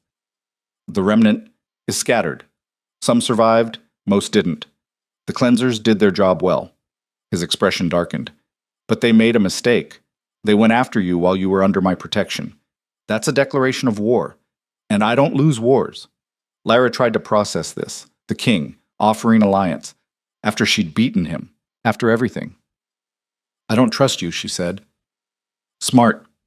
I wouldn't trust me either." Darian carefully lifted her, surprisingly gentle. "But right now, I'm all you've got. Your human is dead, your sanctuary is destroyed, and you're too injured to fight. So you can accept my help, or you can die here in this ravine. Your choice." Lyra thought about Ronan, about his last words. "Change the world. Don't let them stop you." She couldn't change anything if she was dead. "Fine," she whispered. "But if this is a trick, you'll kill me." Darian started walking, carrying her like she weighed nothing. "You've already proven you can. I'll just have to make sure it's not a trick." As they moved through the ravine, Lyra caught glimpses of the battlefield above. The cave entrance was completely collapsed. Bodies lay scattered in the snow. The remnant, her teachers, her allies, gone. And Ronan, somewhere up there, bleeding out or already dead because he'd drawn the cleansers away from her. The grief threatened to drown her, but she pushed it down. Later. She'd mourn later. Right now, she had to survive, had to heal, had to figure out what the hell came next. "Where are we going?" she asked. "My personal estate. North Territory." Darian adjusted his grip on her. "It's warded against tracking, heavily defended, and the only place in the territories where you'll be safe from the cleansers." "Why are they hunting me?" "Because you're judgment, and they're fanatics who think the old ways were chaos." Darian's voice was grim. "They've been operating in secret for decades, waiting for a judgment wolf to rise so they could kill them. You made it easy by announcing yourself so publicly." Lyra closed her eyes, exhaustion finally pulling her under. "I'm so tired." "Sleep. You've earned it. Don't kill me while I'm unconscious. Wouldn't dream of it." There was dark humor in his voice. "You're far too interesting to kill." As consciousness faded, Lyra's last thought was of Ronan's smile, the way he'd believed in her even when she didn't believe in herself. She'd make his sacrifice mean something, or she'd die trying. When Lyra woke, she was in a bed. A real bed, soft and warm, in a room that smelled like cedar and winter roses. Sunlight streamed through a window that looked out over mountains she didn't recognize. She sat up carefully, expecting pain. Her injuries had healed, completely. Not even scars remained. The door opened and Darian entered, carrying a tray of food. He was dressed differently now. Simple clothes, no weapons visible. Almost human. "You've been out for 3 days," he said, setting the tray on a side table. Your body needed the rest. Judgment healing is impressive, but it burns through resources fast. Lyra stared at him, at the man who'd been her enemy, who'd hunted her, who'd nearly killed her, the man who'd saved her life. Why? She asked. I told you. You're interesting. That's not a reason to betray your entire system. Darian pulled up a chair, settling into it with a sigh. The system is already betraying itself. The cleansers proved that. They've been operating under my nose for years, and I never knew. That means my control isn't as absolute as I thought. And if I can't control the extremists in my own hierarchy, what's the point of the hierarchy?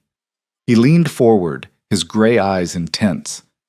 You beat me in single combat. You showed mercy when you could have killed me. You represent everything the current system isn't: honor, restraint, the willingness to sacrifice for others. So maybe, just maybe, you're what comes next.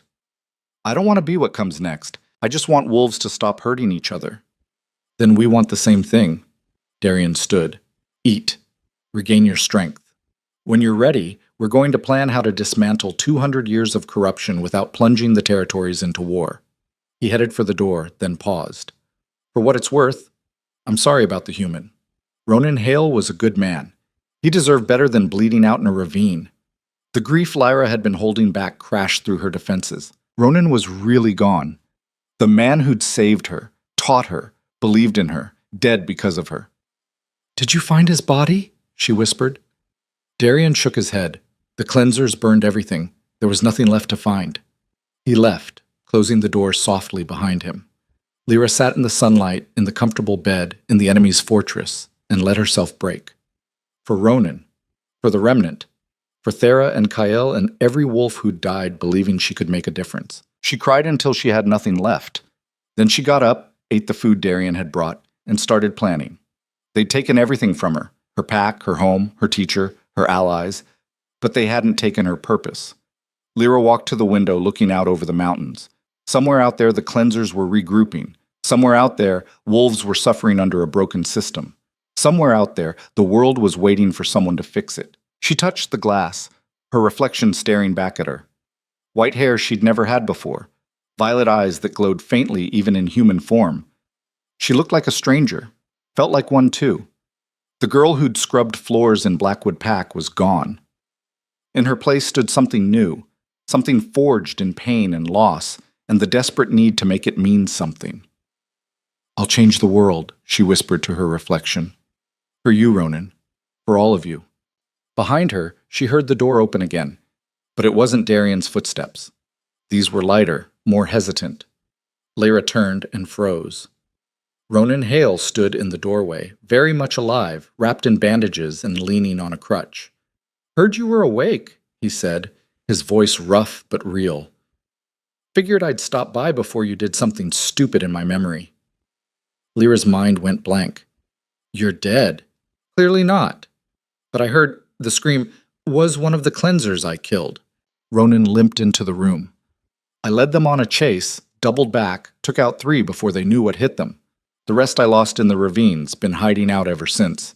He gestured at his injuries. Didn't come out unscathed, but I'm breathing.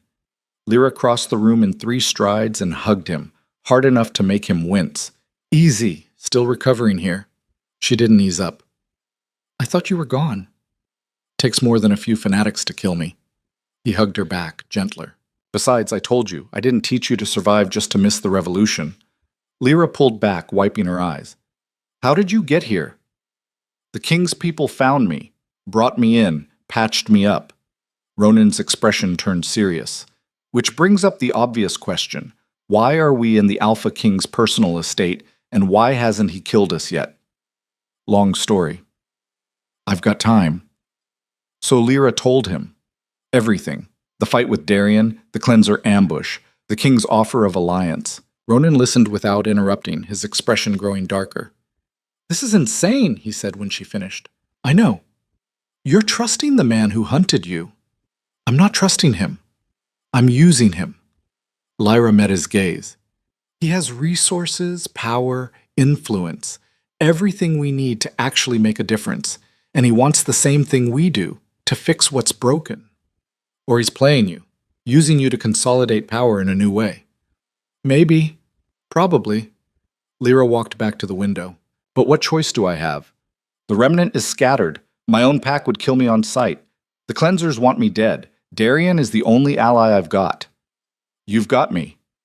One human strategist against the world, great odds. Ronan laughed, pained but genuine. We've beaten worse. Before Lyra could respond, the door opened again. This time it was Darien, and his expression was grim. We have a problem, he said without preamble. The cleansers just released a statement to all the packs. They're claiming you murdered the remnant, that you're a false judgment working with me to consolidate power. They're calling for every pack to mobilize against us. Lyra's stomach dropped. They're framing me. Effectively, Darien handed her a paper. This was distributed to every alpha in the territories. By tomorrow, you'll be the most wanted wolf alive. Lyra read the statement, each word twisting the knife deeper. They'd turned her victory into tyranny, her defense into aggression, made her the villain. What do we do? She asked. Darien's smile was cold and sharp. We give them a villain they'll never forget. If they want war, we'll give them war. But we'll fight it on our terms, by our rules, and when the dust settles, they'll have no choice but to acknowledge the truth. He looked between Lyra and Ronan.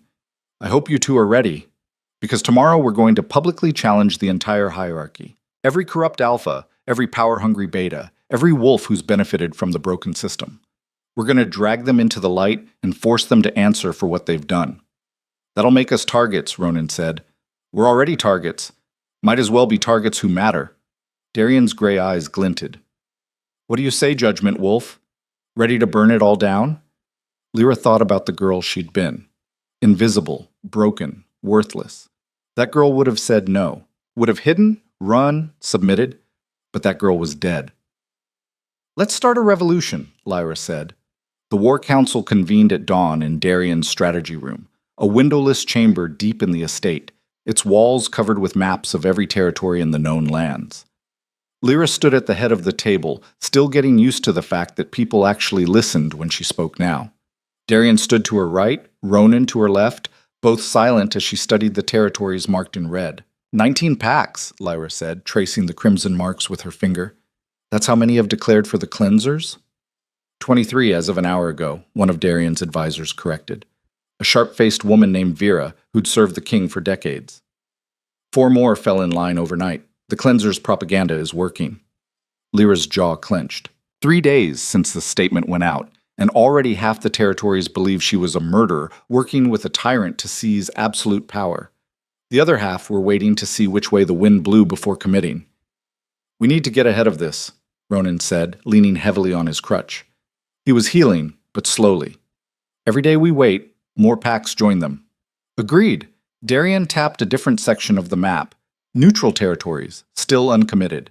These are the packs we can reach, the ones who haven't drunk the cleanser poison yet. We convince them first. Convince them how? Lyra asked. With the same speech that got the remnant killed? The room went quiet. Darien's advisors exchanged uncomfortable glances. Nobody wanted to address the elephant in the room, that Lyra's first attempt at changing the system had ended in slaughter. With proof, Darien said finally. We show them what the cleansers really are. Fanatics who burn down sanctuaries and murder anyone who questions them. We expose their leaders, their funding, their lies. And how do we do that when they control the narrative? We take it back. Darien pulled out a scroll, unfurling it across the table. This is a summons to the Grand Assembly. Lyra stared at the document.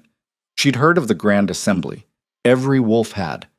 It was the ancient gathering where all pack alphas convened to settle disputes, make laws, hear grievances. It hadn't been called in 50 years. You're calling an assembly? Vera looked shocked. Your Majesty, the protocols alone will take weeks to... I'm invoking emergency protocol, war protocol. Darien's voice was flat, absolute. The cleansers declared war when they slaughtered the remnant and framed Lyra. That makes this a territorial threat. The assembly convenes in 7 days whether the alphas like it or not. They'll bring armies, another advisor warned. Every alpha will arrive with their full guard. This estate will be surrounded by thousands of wolves, many hostile. Good. Let them bring armies. Darien looked at Lyra. We'll bring truth, and one judgment wolf who can prove the cleansers are lying. How? Lyra demanded. I can't prove I didn't kill the remnant. I wasn't even there when most of them died. But the survivors were. Ronan straightened, ignoring the pain it caused.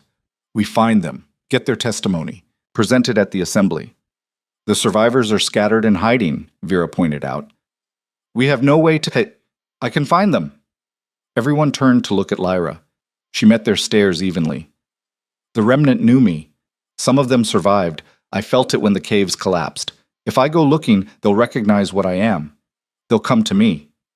That's a massive risk, Darian said. The moment you leave this estate, you're exposed. The cleansers will hunt you.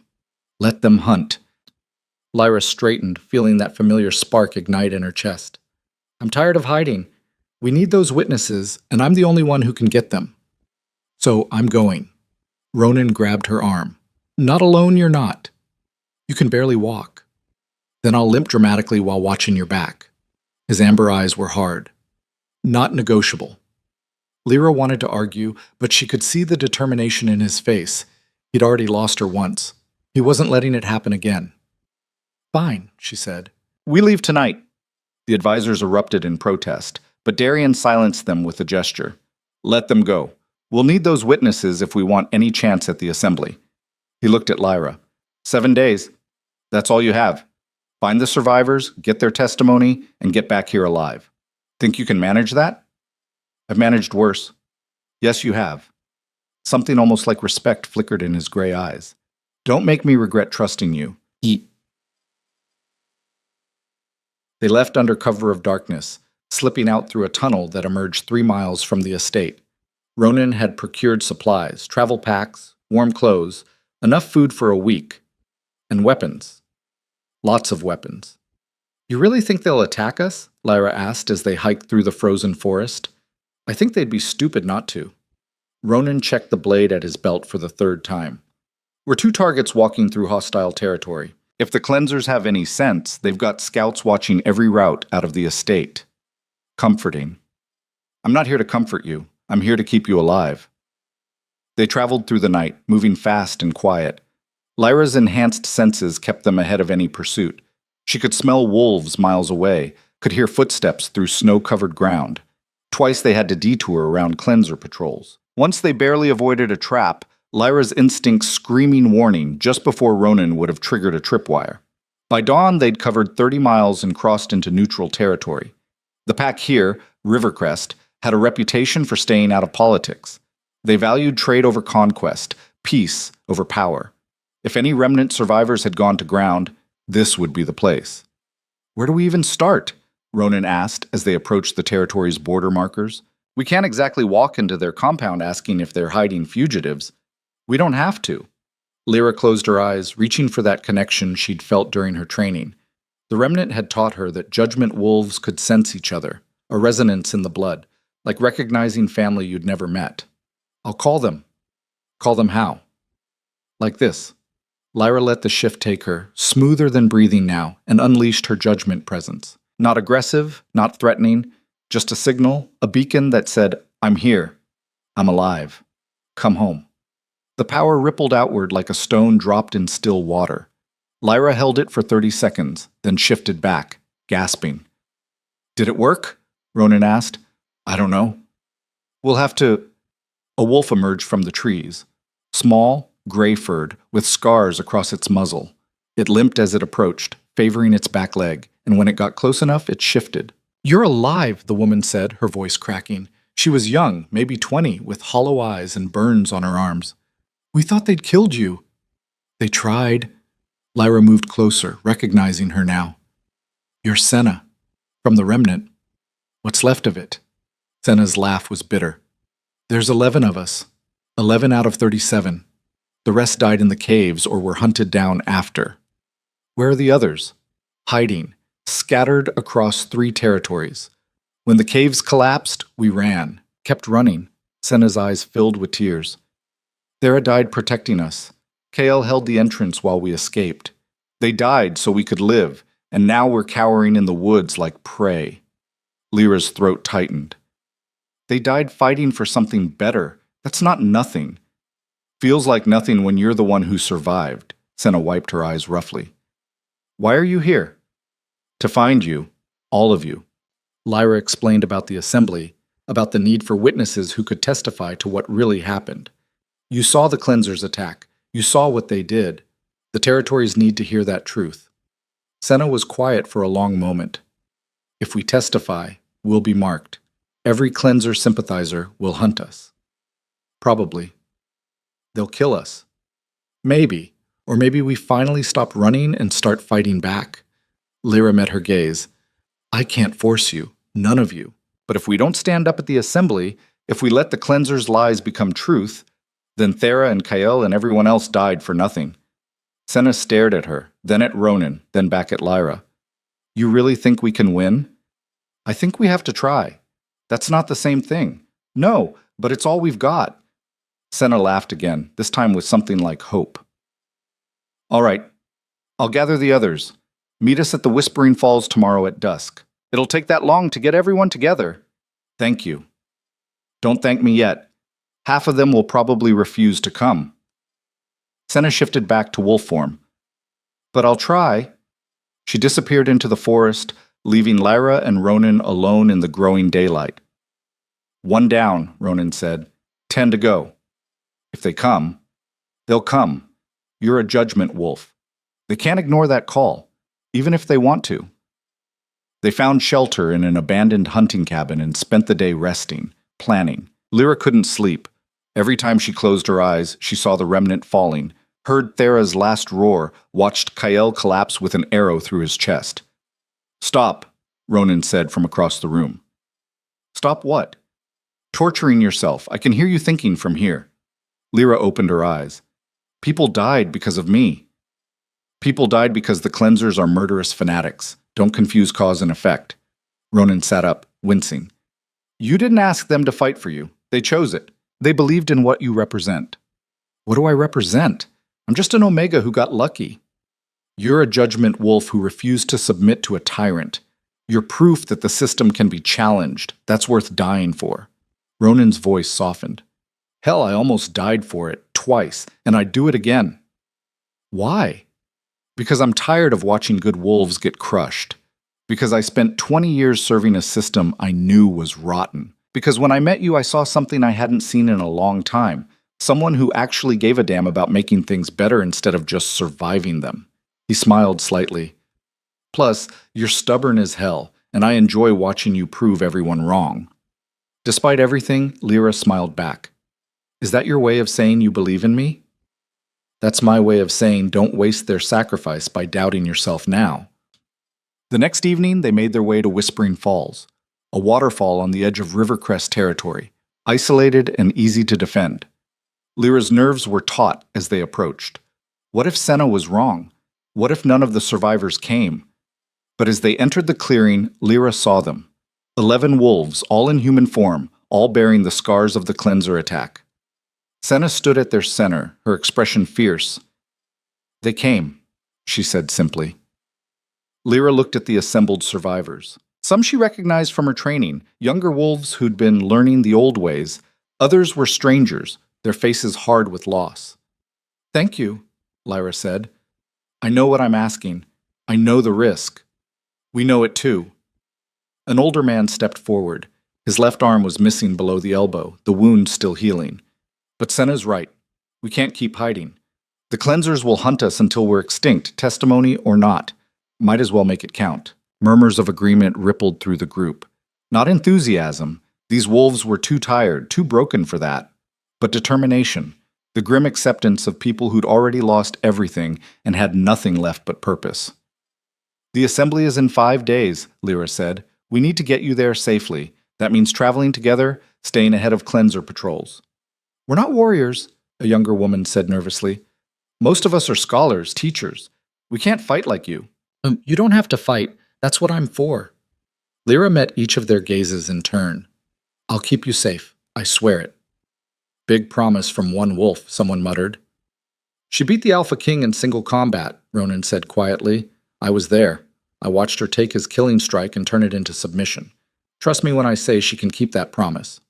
The survivors exchanged glances, uncertainty warring with hope. Finally, Senna spoke. Then we follow your lead. Get us to the assembly alive. and we'll tell them everything. The journey back to Darian's estate should have taken 3 days. With 11 traumatized survivors and only 2 fighters, Lyra expected it to take 5, maybe 6. The cleansers attacked on the second day. They came at noon when the sun was high and shadows were short, the worst possible time for an ambush, which meant they were confident enough not to care. 20 wolves, all in formation, cutting off the path ahead. Keep moving, Lyra told the survivors. Don't stop, don't look back. There's too many, Senna hissed. We should scatter, hide. No, we stay together. Lyra shifted, violet light pulsing through her fur. Ronan, guard the rear. If any get past me, you know what to do. Don't let any get past you, Ronan replied, already drawing his knives. The cleansers advanced. Lyra positioned herself at the front of the group, alone against 20. She should have been terrified. A week ago, she would have been. But Thera's training had taught her something crucial. Being a judgment wolf wasn't about fighting better. It was about being undeniable. Lyra let her presence flare, not aggressive, not attacking, just existing at full power, every ounce of her judgment authority on display. The effect was immediate. The approaching wolves faltered, their formation breaking as instinct warred with orders. Stand down, Lyra said, her voice carrying across the clearing. I don't want to fight you. You're a murderer, one of them shouted. You slaughtered the remnant. No, the cleansers did, and these wolves behind me can prove it. Lyra took a step forward. But if you attack, if you force this fight, I'll give you the violence you're looking for, and it won't end well for you. She's bluffing, another cleanser said. She's outnumbered 20-1. Then attack me. Test the theory. Lyra's violet eyes blazed. But understand this. I've beaten trained warriors, elite guards, and the Alpha King himself. You really think 20 of you will make a difference? Uncertainty rippled through their ranks. Lyra could smell it, the fear, the doubt. They'd expected an easy target. Instead, they'd found something that made their instincts scream predator. You're protecting witnesses, the lead cleanser said. We can't let them reach the assembly. You can't stop them. Lyra let violet light crawl up her legs, her power building. But you can try. Come at me, all 20 at once. See what happens. For a long moment, nobody moved. Lyra could hear her own heartbeat, could feel the tension stretch to breaking. Then the lead cleanser broke. Retreat. Fall back. What? One of his subordinates protested. We have orders to... I said retreat. The leader was already backing away, his eyes never leaving Lyra. She's not bluffing. Look at her. Really look. That's not fear. That's a predator deciding whether to kill us all. They withdrew, slowly at first, then faster. Within minutes, they disappeared into the forest, leaving Lyra and the survivors alone.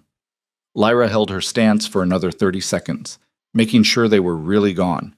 Then she shifted back, legs shaking.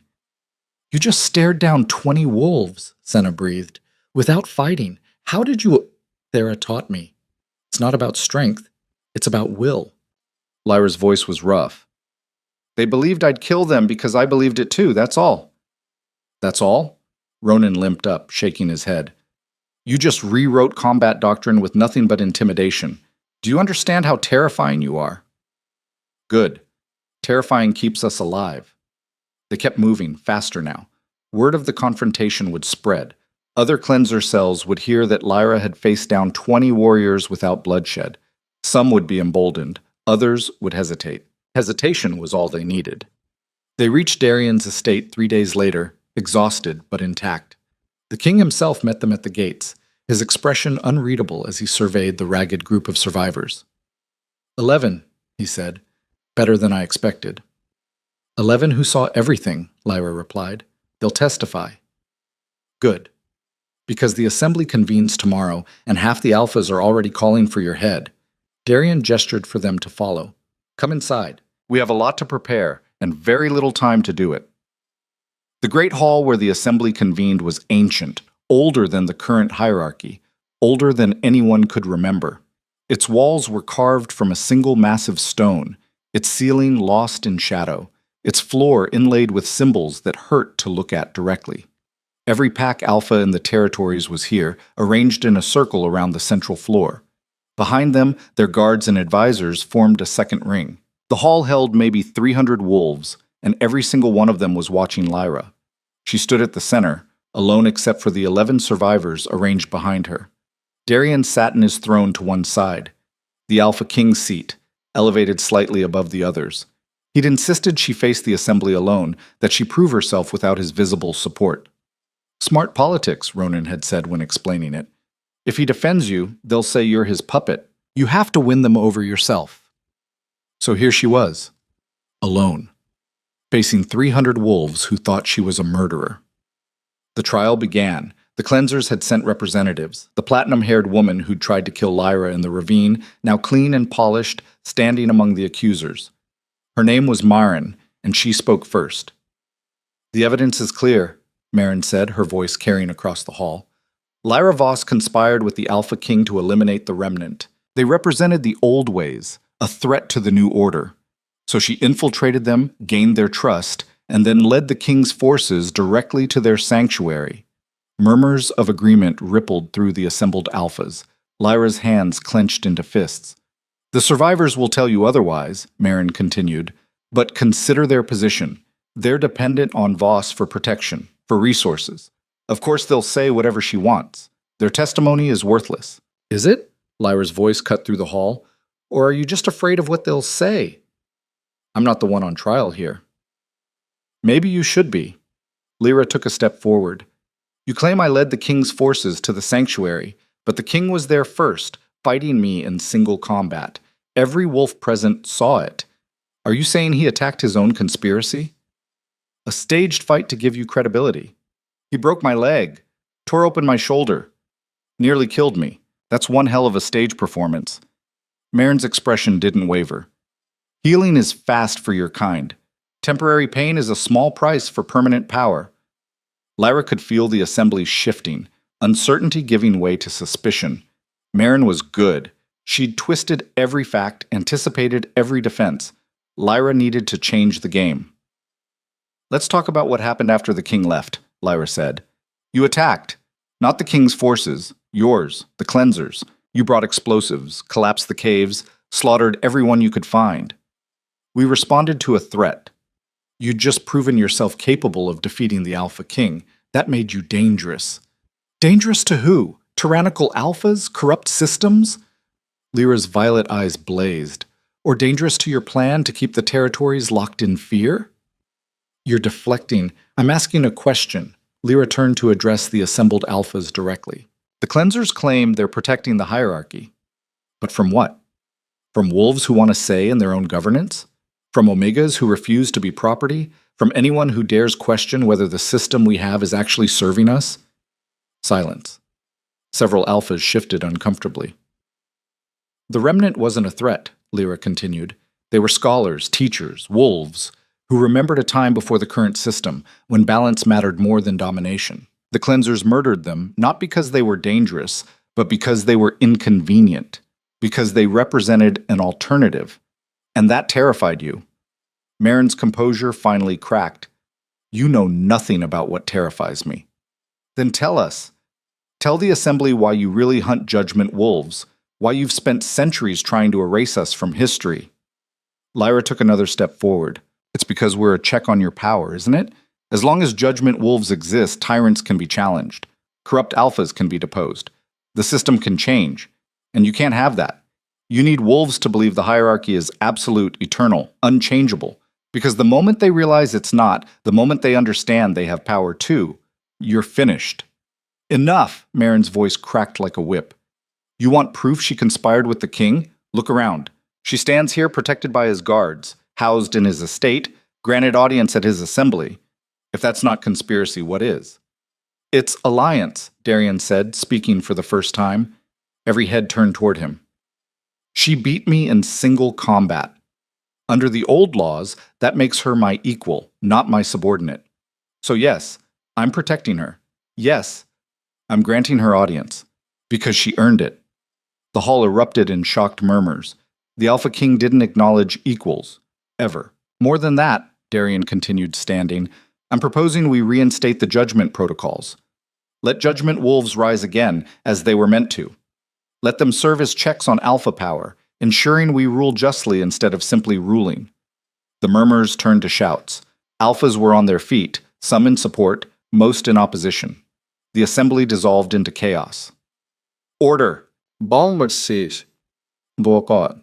One of the elder alphas, a massive man named Garrett, who ruled the Eastern Territories, slammed his staff against the floor. Order! The assembly will come to order! Slowly, reluctantly, the wolves settled. Garrett looked between Darian, Lyra, and Marin, his expression grim. This assembly cannot decide policy based on accusations and denials, he said. We need concrete evidence, so I propose a compromise. Let the survivors testify. Let us hear their account firsthand. If their testimony is credible, we'll consider the judgment protocols. If not, we'll address the conspiracy charges. I agree, Marin said quickly. Too quickly. Lyra's instinct screamed warning. What are you— Bring forth the witnesses, Garrett commanded. The 11 survivors stepped forward, Senna at their lead. They looked terrified. 11 traumatized wolves facing 300 hostile strangers, but they stood firm. State your names and your testimony, Garrett said. Senna spoke first, her voice shaking but clear. She described the attack, the cleanser forces, the explosives, the slaughter. The others corroborated her story, each adding details, painting a picture of calculated murder. The assembly listened in silence. When the last survivor finished, Garrett nodded slowly. This testimony is compelling, he said, but the cleansers claim it's coerced, that these wolves are dependent on Lyra Voss and will say anything to protect her. How do we verify the truth? I can prove it, Marin said, her smile cold. She gestured, and 6 of her wolves dragged someone into the hall. A woman, beaten and bloodied, barely conscious. It was Thera. Lyra's heart stopped. The old woman was alive. Barely. Covered in wounds that weren't healing, her white hair matted with blood. We found her in the ruins, Marin said. The last judgment wolf before Voss. She's been imprisoned, interrogated, and she's confirmed everything. Lyra Voss conspired with the king, the survivors are lying, and the judgment line dies with us. Thera raised her head, her scarred face a mask of pain. Her eyes found Lyra's, and she smiled. You're right about one thing, Thera rasped. The judgment line ends here, because I'm passing it on. She shifted, broken, bleeding, barely able to stand, and unleashed her full judgment presence. Violet light exploded through the hall, so bright it was blinding. The power wasn't just hers. It was every judgment wolf who'd come before, every ancestor who'd fought and died to check tyranny. And she was giving it all to Lyra. The transfer hit like lightning.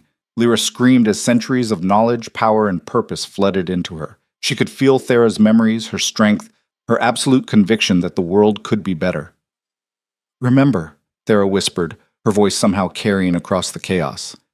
You are not broken. You are chosen. Now prove it. The old woman collapsed. Her light faded. And Lyra knew, even before Senna's anguished cry confirmed it, that Thera was gone. But the power remained.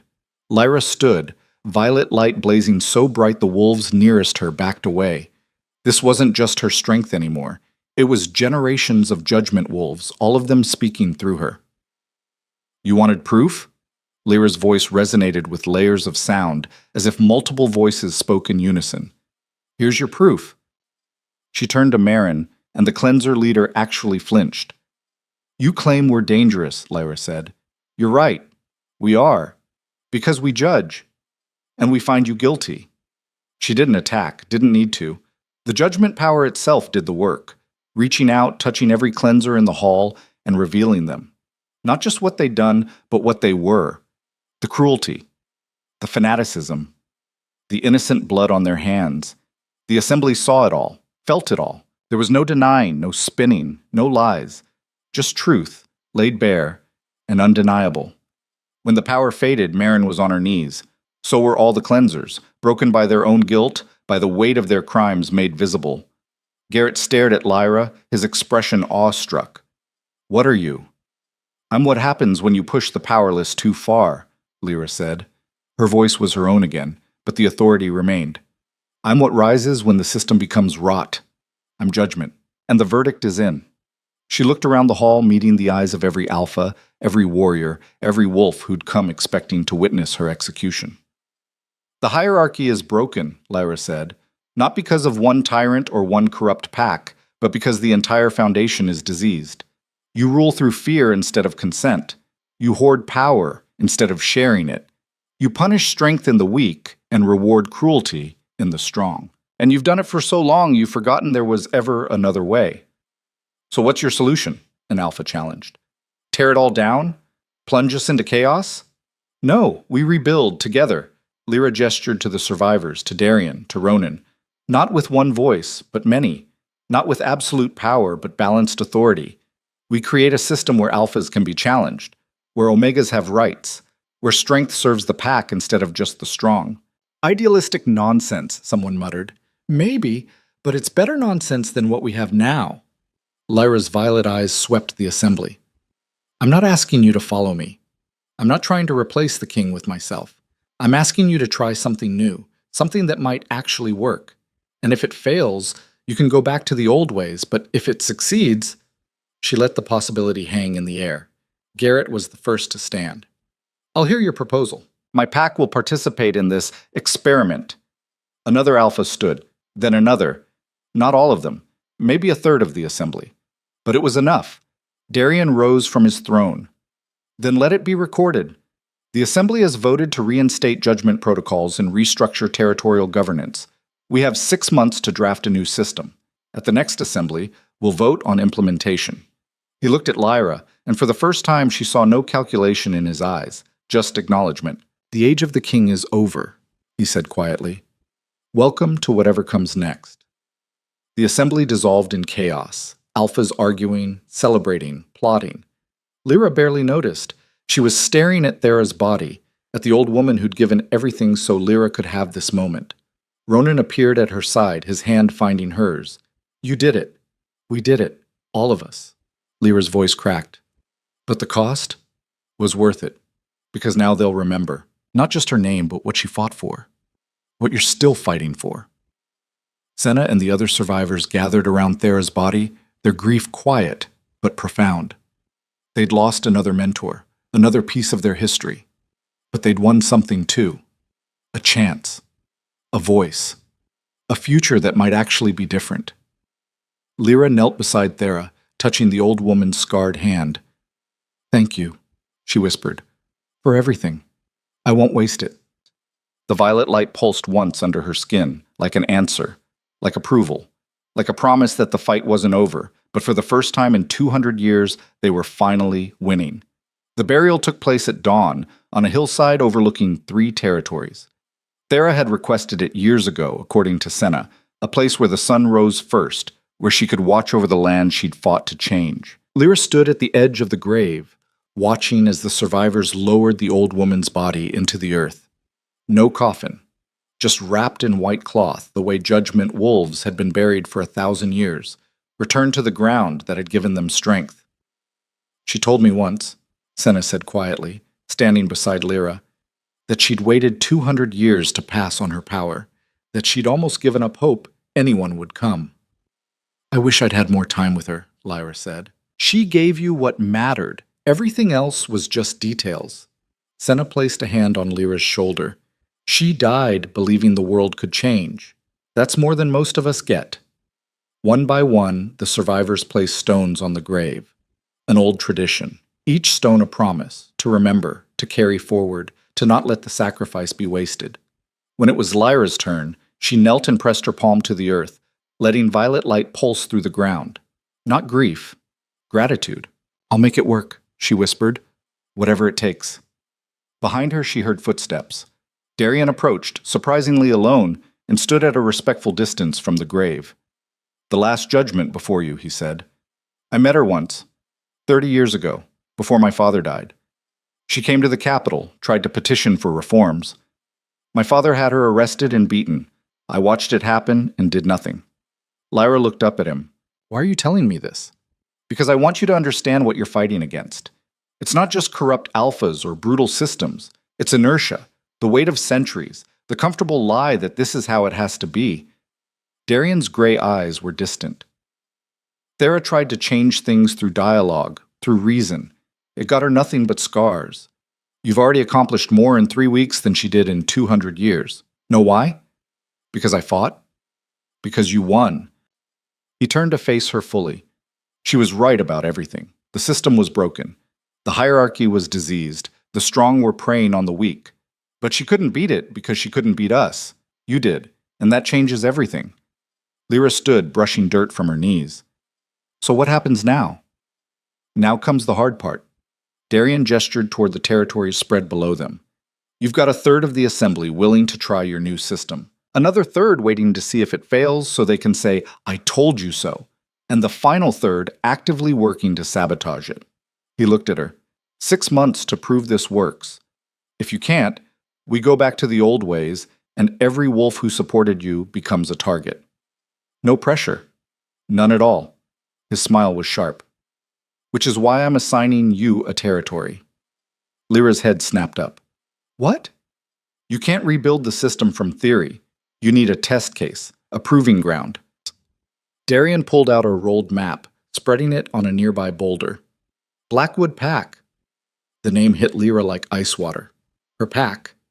The place where she'd scrubbed floors and been invisible for 21 years. Alpha Cormac is retiring, Darian continued. Forcibly. His complicity with the cleansers has been documented. The pack needs new leadership. He looked at her. I'm offering it to you. You're insane. Possibly. But think about it.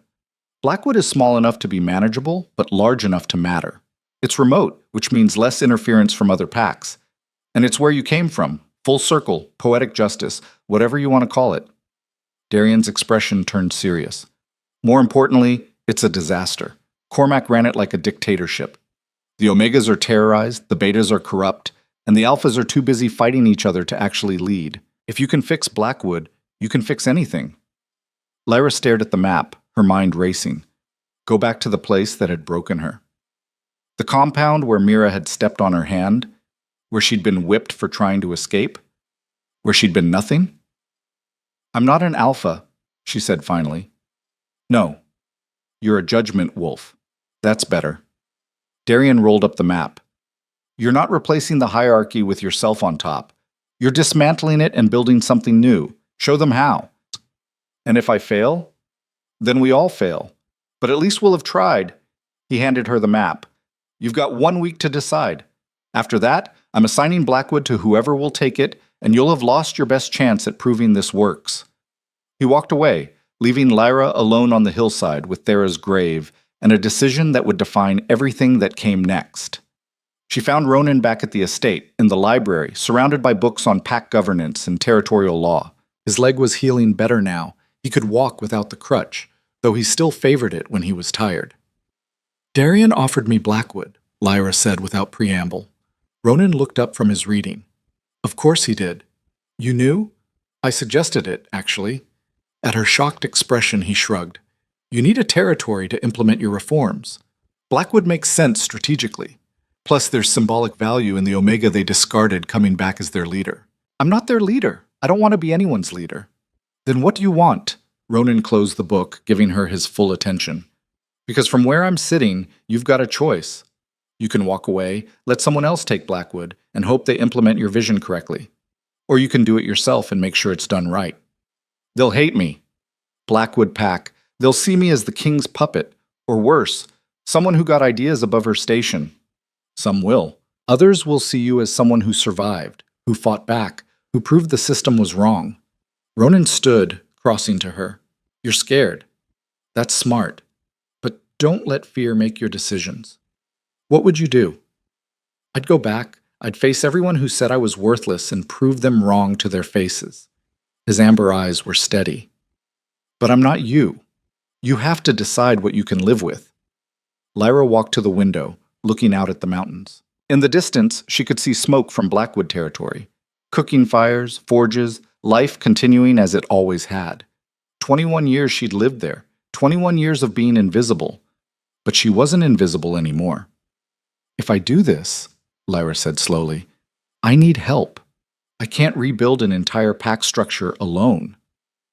You won't be alone. The survivors will come. They're looking for purpose, for a way to honor what the remnant stood for. Senna's already volunteered. Ronan moved to stand beside her. And I'm coming too. Obviously. You hate pack politics. I hate corrupt pack politics. This might actually be interesting. He smiled slightly. Besides, someone needs to keep you from accidentally starting a civil war. Despite everything, Lyra laughed. Is that likely? With your track record? Absolutely. She thought about the girl she'd been. Broken, worthless, invisible. That girl would never have imagined standing here, contemplating leading the pack that had crushed her. That girl would have run. But that girl was gone. 1 week, Lyra said. I need 1 week to plan this properly. Then we'd better get started. The trip back to Blackwood took 2 days. Lyra traveled with an entourage that would have been unthinkable 3 weeks ago. Ronan, Senna, 4 other remnant survivors, and a squad of Darien's elite guard. The king had insisted on the guards, claiming they were for protection. Lyra suspected they were also witnesses, insurance that whatever happened next would be documented. They approached the compound at midday. The gates were open, no one was expecting an attack, and Lyra walked through them for the first time in weeks, feeling like a stranger. The compound looked smaller than she remembered, dirtier. The buildings were the same rough stone and timber, but now she could see the rot in the wood, the cracks in the foundations. Blackwood Pack had always been barely holding together. She'd just been too close to notice. Wolves gathered as word spread, a crowd forming in the main courtyard, drawn by curiosity and fear. Lyra recognized faces. There was Mira, the beta who'd made her life hell. Elder Greta, who'd looked at her with perpetual disgust. Warriors who'd dragged her back when she'd tried to run. And there, emerging from the main hall, was Alpha Cormac. He looked older than Lyra remembered, his face haggard, his eyes desperate. Lyra Voss, he said, his voice carrying across the courtyard. You return. I return, Lyra agreed. She didn't shift, didn't let her power flare. Not yet. Alpha Cormac, your tenure is over. Murmurs rippled through the crowd. Cormac's jaw clenched. On whose authority? The Assembly's. Your complicity with the cleansers has been documented and judged. You're being removed from power. Lyra pulled out the official decree Darien had given her. By order of the Alpha King and the Grand Assembly, Blackwood Pack is hereby under new governance. And I suppose you're the new Alpha? Cormac's laugh was bitter. A wolfless Omega who ran away. The Pack will never accept you. Good thing I'm not asking them to. Lyra handed the decree to one of Darien's guards, then turned to address the assembled pack. I'm not here to be your alpha.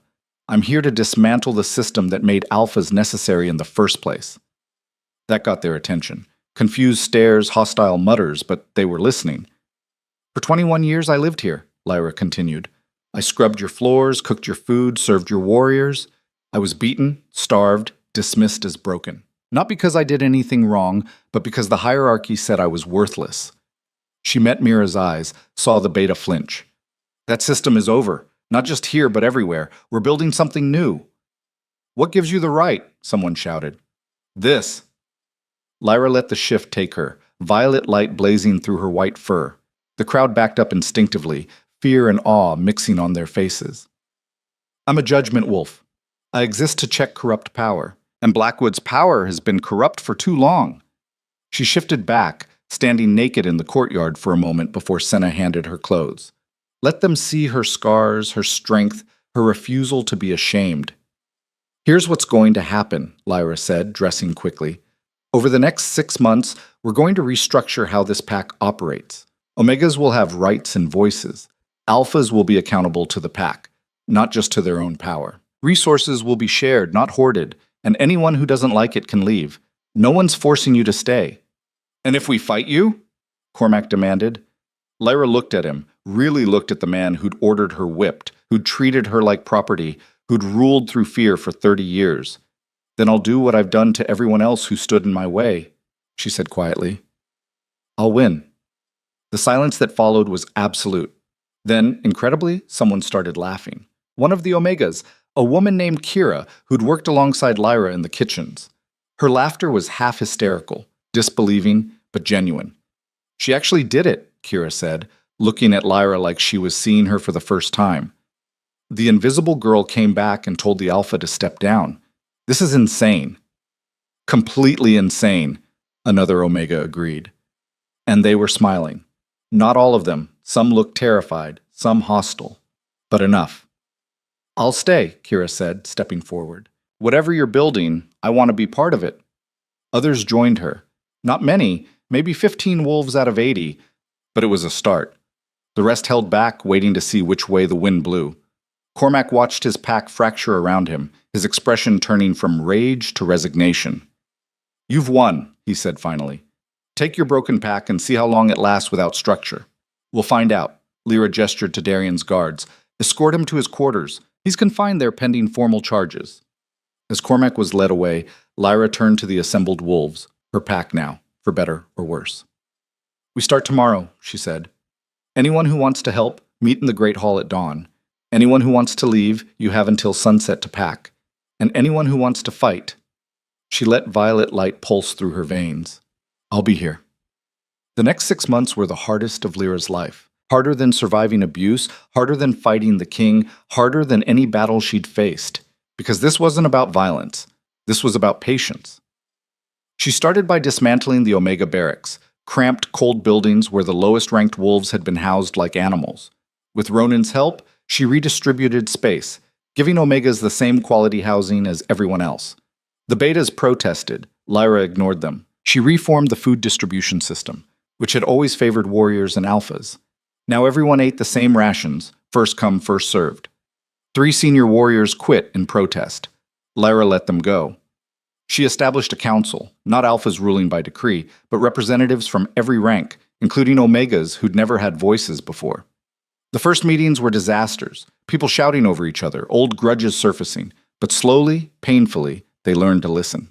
Not everyone adapted. Mira tried to undermine Lyra at every turn, spreading rumors, organizing resistance. Lyra confronted her publicly, forced her to explain why she'd spent years tormenting Omegas. Mira had no answer. She left the pack 2 weeks later. Elder Greta stayed but made her disapproval clear. Lyra put her in charge of education, teaching pups about the new system, about rights and responsibilities. Greta grumbled, but did the work. Maybe she'd come around eventually. Maybe she wouldn't. Lyra could live with that. The real progress came in small moments. Kira laughing freely at a council meeting. A former warrior admitting he'd been wrong about Omegas. A pup asking Lyra questions about being judgment, not with fear but curiosity.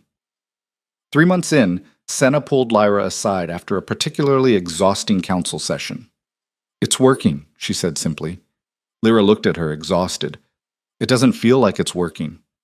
"That's because you're in it. Step back. Look at what we've built." Senna gestured at the compound. 3 months ago, Omegas couldn't speak in council.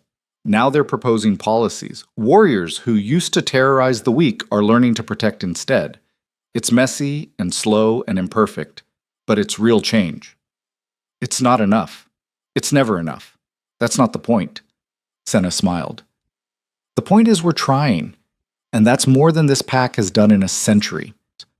5 months in, delegations from other packs started arriving. Some were hostile, looking for proof that the reforms were failing.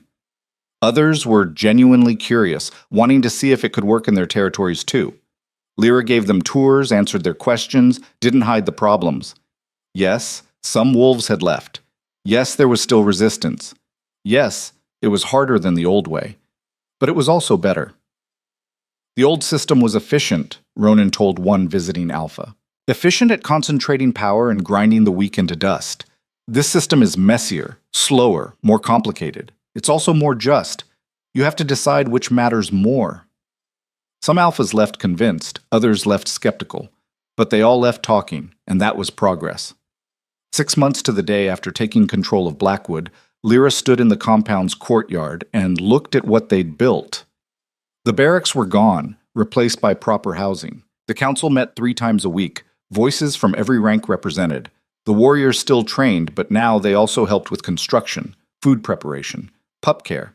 The divisions that had once been absolute were blurring. It wasn't perfect. There were still problems, old prejudices, power struggles, wolves who resented the changes.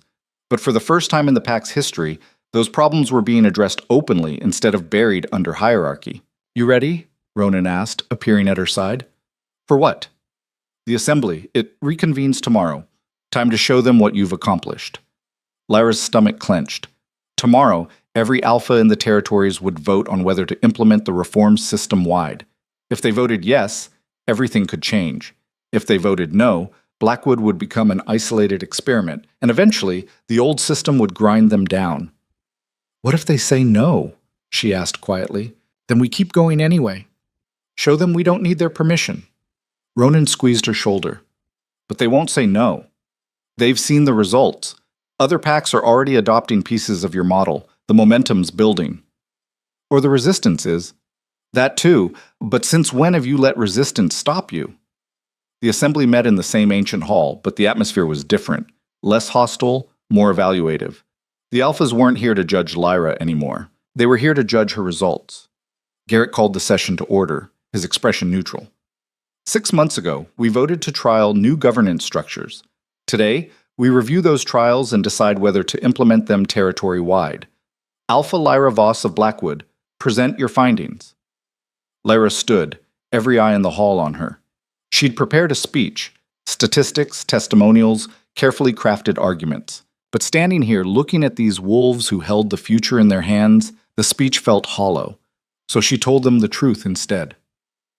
6 months ago, I took control of a broken pack, Lyra said. A place where omegas were property, where strength was the only currency, where the weak suffered and the strong pretended not to notice. I told you we could build something better. You gave me 6 months to prove it.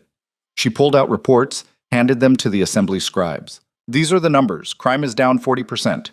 Food security is up 30%. Migration into the pack has increased. Wolves are choosing to join us because they've heard we treat everyone fairly.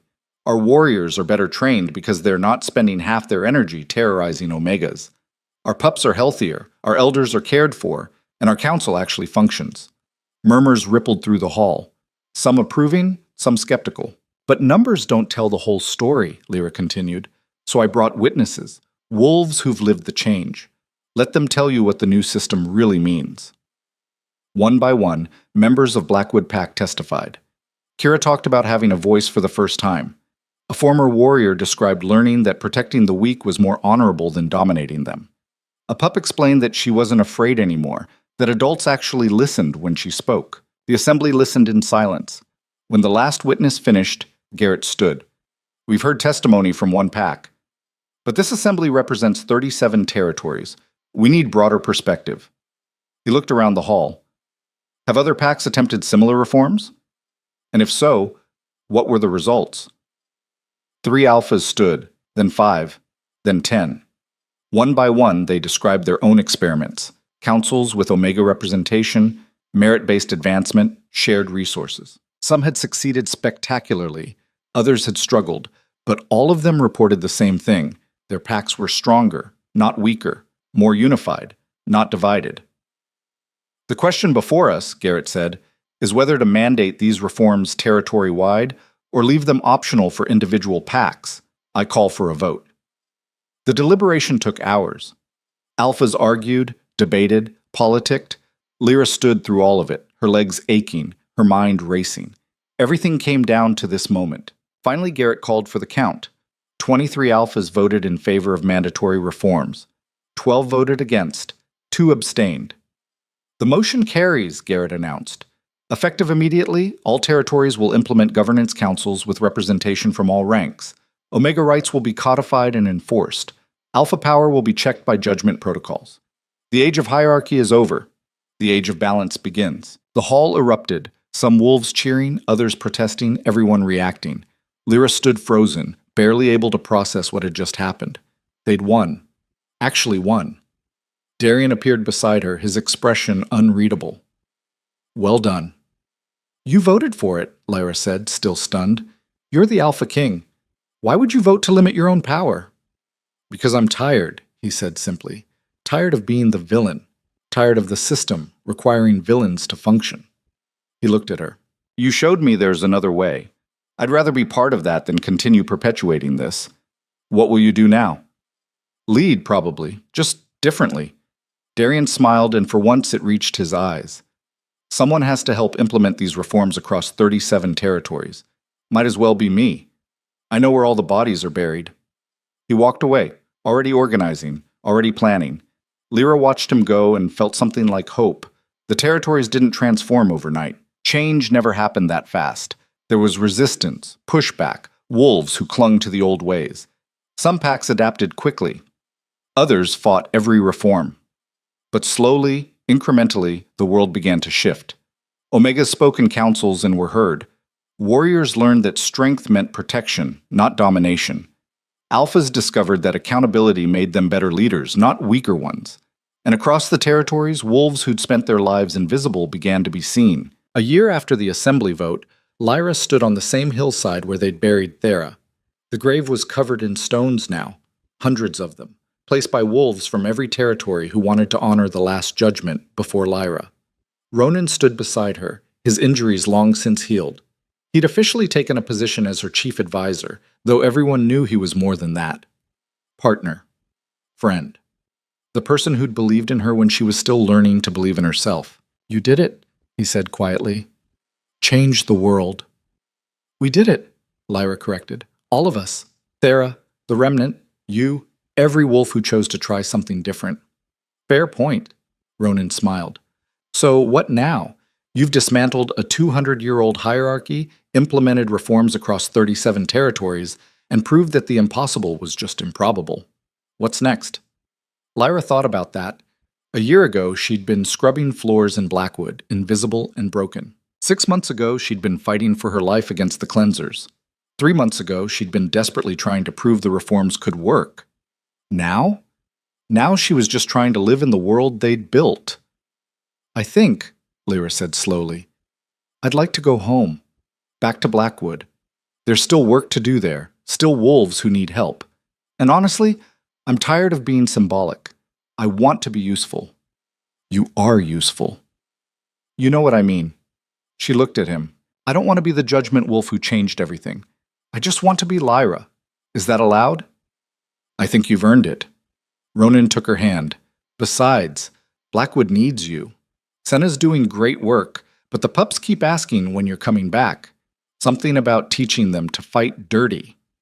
Lyra laughed. "I told them one story about fighting the king. One story was enough. You're their hero now." "I'm nobody's hero. I just refuse to quit. That's what makes you a hero." Ronan pulled her close. "Come on, let's go home. We've got a pack to run and a world to keep fixing." They walked down the hillside together, leaving Thera's grave behind, but carrying her legacy forward. The sun was setting, painting the territories in shades of gold and violet. In the distance, Lyra could see smoke from a dozen different packs, wolves living, working, building futures that would have been impossible a year ago. She'd been nothing once. Broken, worthless, invisible. Now she was Lyra Voss. Judgment Wolf, Alpha of Blackwood. The girl who'd looked at an unbeatable system and refused to accept it. The girl who'd changed the world by refusing to be broken.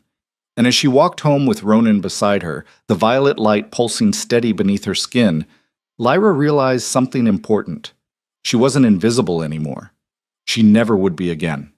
And that, more than any victory or reform or legendary battle, was the real revolution. The revolution of one Omega who'd decided she was worth seeing, and made the whole world look.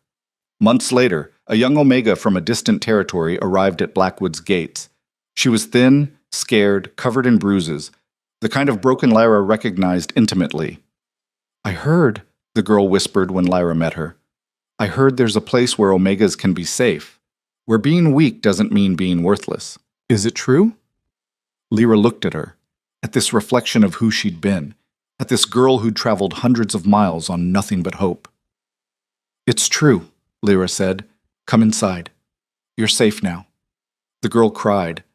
Lyra held her, remembering every Omega who'd been told they were nothing, every wolf who'd been ground down by a system that valued power over people. "What's your name?" Lyra asked. "Anya." "Welcome home, Anya. We've been waiting for you." And as she led the girl inside, into the warmth and safety of Blackwood Pack, Lyra understood that this was the real work. Not grand gestures or legendary battles, just showing up, day after day, for every wolf who needed to know they weren't broken. The hierarchy was dismantled, the reforms were implemented, the judgment protocols were restored. But the revolution? The revolution was in every small moment like this, every Omega who found their voice, every warrior who chose protection over domination, every wolf who looked at the new system and decided to make it work. Lyra Voss had changed the world, Now she was going to help it stay changed, one wolf at a time.